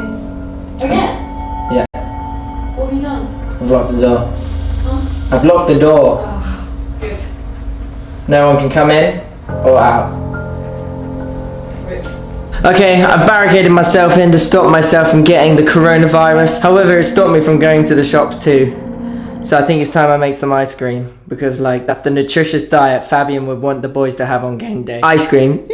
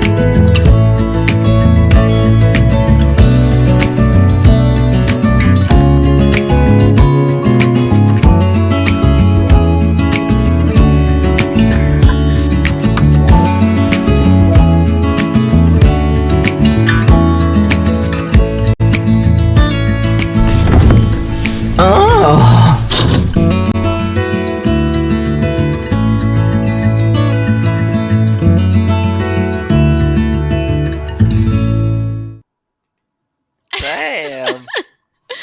That was amazing. I have to throw this out there with the songwriting and also the filmmaking of like some of this stuff when I was locked down in quarantine, and also with the ice cream idea there. That was my girlfriend, and she'd be fuming at me if I didn't tell you. So I'm throwing it out there now. Like she The helped me a lot. lovely Sue. Yeah. She's awesome. Absolutely love her. That's she so can't, cool though. She can't get me now. And I love how she features in some of them as well. Yeah. That's awesome. Did kind of just alluding to the point of the sort of lockdown, and did that kind of change the type of content you were producing, or kind of change some of the ideas that you were thinking about? Obviously, not being able to sort of go to the LAN events anymore. Yeah, it was harder for sure. Obviously, I was in another country to start with, so I didn't really want to be locked down in Berlin. I wanted to be at home, one with my girlfriend, two with like near my family and everything, and kind of like with UK shops because I prefer UK shops for some reason. I don't know. I don't know. Nothing beats a Tesco. Yeah, exactly. fair, Navigating yeah. this is so smooth. So yeah, when it came to the quarantine and lockdown, it obviously the Riot Studio was no longer open. So with the Riot Studio being closed, I had to do a lot of the filming from just the houses, and then eventually I flew back to UK, and then instead of doing the LEC team, I did the academy team, and I filmed all of them, and that kind of didn't really change too much, but. Yeah, it definitely changed like the temper and kind of like the atmosphere of my vlogs for sure. And I had to think of more stuff on the spot, and it was kind of stressful. Yeah, did it change anything for you, Eiya, in terms of sort of the content that you were producing?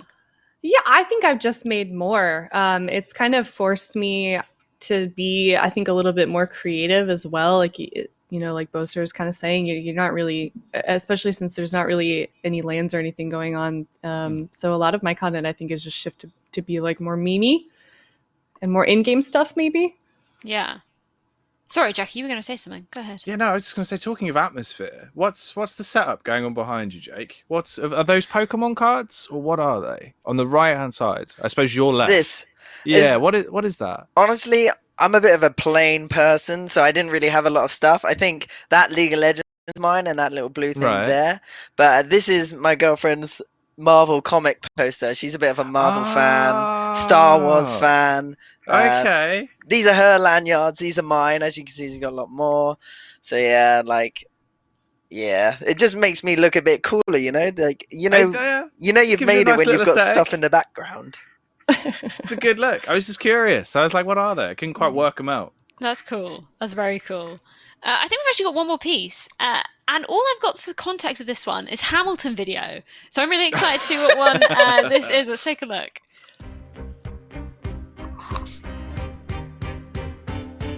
I am not throwing away my shot. I am not throwing away my shot. Hey yo, my name is Boaster and I saw your Twitter post and I am not throwing away my shot.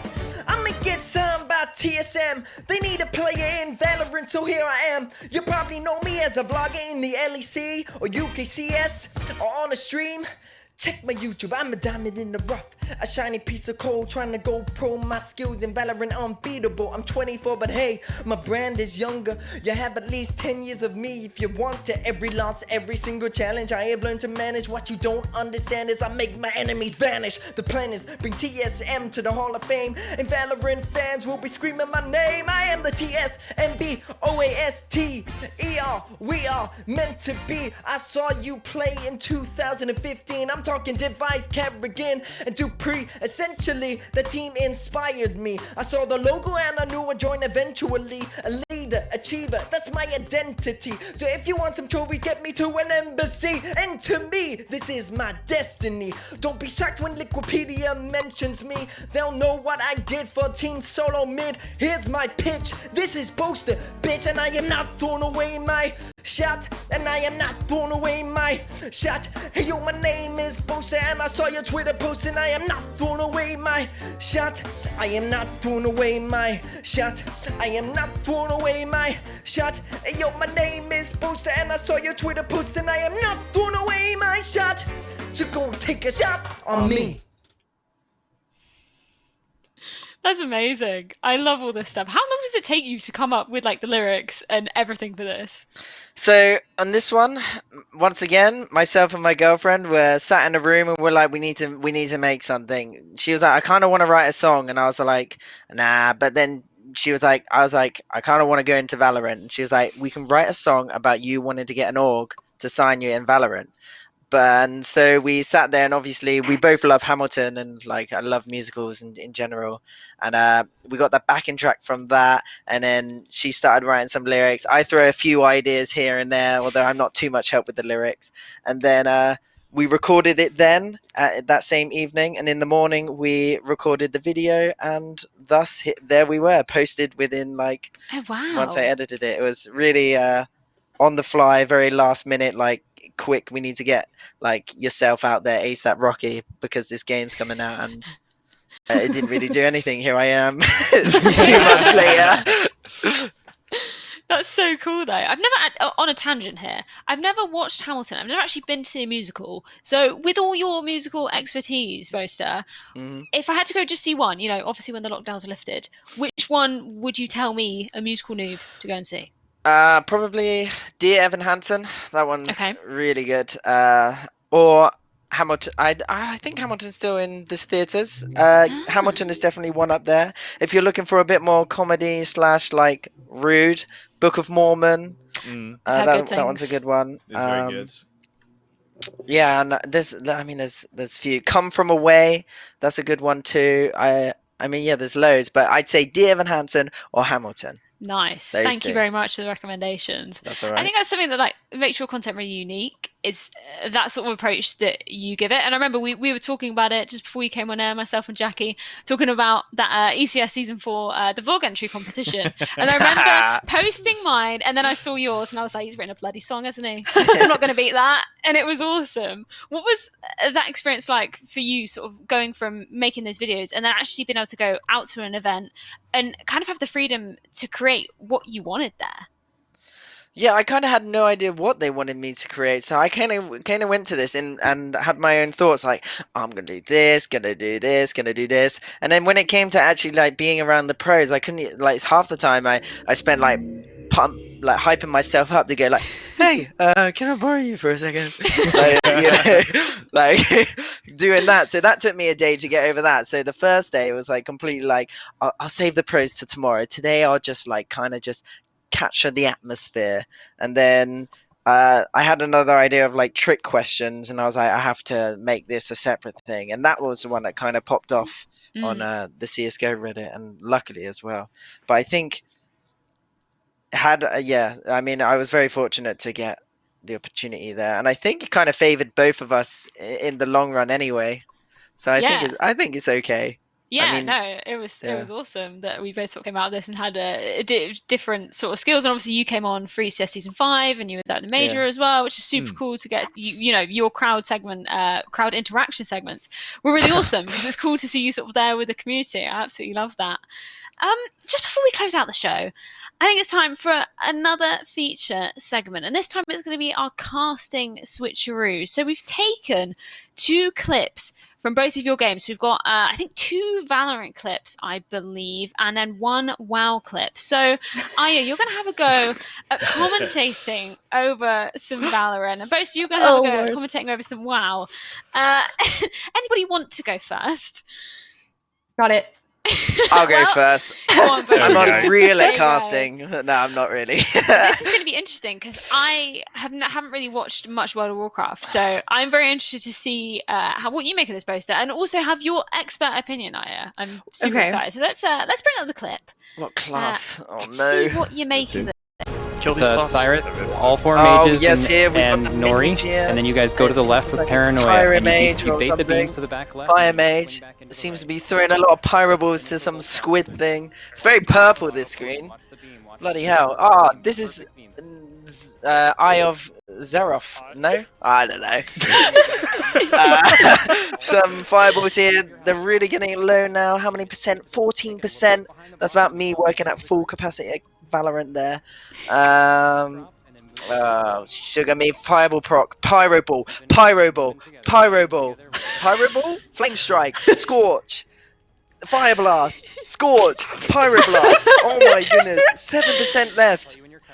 Oh my goodness, more dots, more dots, more dots. Sugar me. Look at the deeps. Are you top DBS? Nope, can't even see you. Oh, sugar me, what's happening now? Everyone's getting up. Oh, complexity. We hype. Yeah. Let's go, boys. Yes.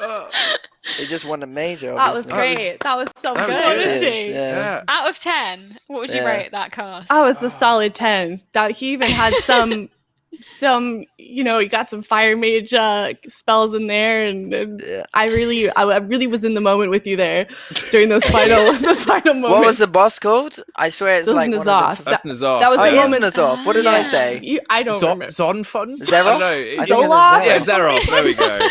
I was close. You were close. Well, if Valorant doesn't go your way, Boaster, maybe World of Warcraft. Maybe that's the next title. You don't want me on World of Warcraft. Oh my goodness. I can't do PvE either. Well, maybe it's time to go over to some Valorant. Eiya, are you you ready to give it a shot? I have like 2 hours on this game. I've got this. Okay. That's more than enough. Yeah, that's fine. You know, there's only a few things you can do. All right, so we're starting here with the sniper, throwing that little gray thing in the air, getting some loss here on the other team. Switching over to other POV here, trying to get a snipe on this team. Only, I think 3 members down from the enemy team. Switching over to this one with the big, there's a sniper again, just kidding. Purple thing on the wall, girl with blue hair, getting in the way of a shot. Oh, and she goes down, and we're over here onto Team Angel versus Team Zerator. Attackers have won this match. Only 3 seconds left in the match, and they have secured a victory. Starting over here. That was good though. It's fast paced. It's very fast paced. Was that a clip of yourself, Boaster? That was a Boaster highlight. Yeah, that was a highlight from Twitch Rivals. I think we won that. I can't remember if that's the one we won or not. Very nice. I don't win much. I don't know why I can't remember. I think we have one more. So let's see. I don't know whether this is going to be another Boaster highlight. Let's get this one up. I doubt it. Ain't got many. Oh, no, it is. All right, peeking through the door here with a sniper gun. There's a red thing. Oh, he's blind. He can't see. He can see again. Shot in the wall. Why did he shoot the wall? Okay, he's got the knife now going around the corner, trying to find that shot here, looking for the enemy team, hopefully getting a headshot in these next couple of seconds. Looking around the corner there. Is he gonna connect? And he connects. Just he didn't. He's not dead. Oh, there he goes. Once again, trying to shoot it. There's a wall. Oh, did he kill? Did he get the kill? I can't tell. Did he? I think he did. There's a wall here. I'm not sure how long this wall enters. I'm not sure if that's his team's wall or the enemy wall. Either way, he can't get through the wall. He's going to go around the wall. Hopefully try and get a shot on the behind. I am so ready for this kill. And in the air, secures the kill. I think only no enemy teams left. 1 second left for this match, and they have secured the victory. I was enthralled. Very impressed. Boaster, what would you rate that? That was a good round, that one. That was in the recent G2 brawl. I think I got a cheeky ace there. I mean, I was more talking about Eiya's casting, but you know. Oh shit! Oh shit! Yeah, it was good. It was good. I guess it was great. I mean, I can't talk. I'm not even a good caster. Oh god! Well, he's still thinking about the clip. Yeah, I am actually. I'm thinking how I could have played it better. Oh, solid that stuff boast for of both determination. Get that man an org. I'm very impressed. You know, we do this every week, and I'm continually impressed by the amount of people that managed to switch over to the other game. So, GGs to everybody. That was really fun. Very well done. That was good. That was good. I like that. Just before we round off the show, Boaster, I just wanted to speak a little bit about, obviously, you used to be a professional Counter-Strike player and now sort of moving over into Valorant. Have you noticed any, massive differences between the two titles, kind of how you play and how you play around your team? What are some of the main differences for you? Obviously, in the difference between Valorant and CSGO is the abilities. I think the abilities do add a bit more, flexibility. Like it does mix up the play quite a lot. However, I think the fundamentals are still pretty much the same. That's why I always kind of favor CSGO players that can transfer over to this game. However, there are some talents from other games as well. There will be. But I'd say the main difference is obviously like the cartoon aspect, the spells, and kind of, I think that's pretty much it. Other than that, you're just running and gunning. You just got to be flicking them headshots, And that's pretty much it. What did you think of it when you played at Eiya? Played Valorant? Yeah. I'm very bad. And I had a tendency to just blindly follow people on my team, regardless of whether they told me to go A or B. I would just follow whoever was in front of me. And I think it's bad to spend all of your money between the games. Because I kept doing that between and the was rounds. told not to. Yeah. I don't have any CS:GO time really either, and Valorant I think is pretty similar. And I just failed on all fronts. I play WoW. I cast my spell and it hits my pyro ball. That's the thing that struck me about Valorant though was the somewhat lack of economy. I've only really played in the beta, but compared to Counter-Strike, it seems to be quite different. I don't know whether it's changed a bit now. Economy in Valorant compared to Counter-Strike, I'd say it's pretty nice because obviously there's less rounds. In both games, pistol rounds are really important.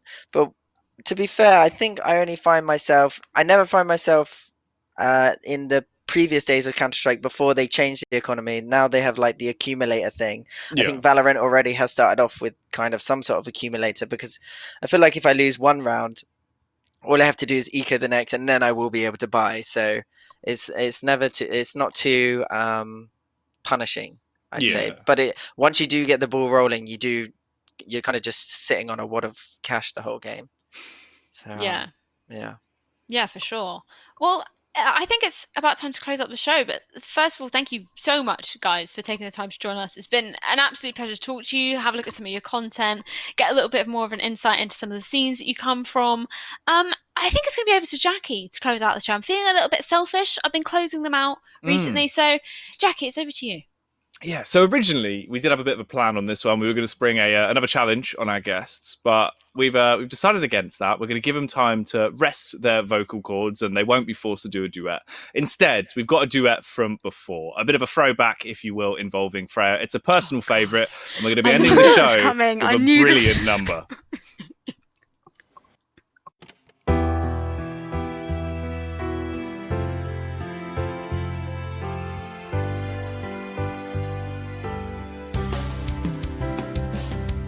The end of the minor.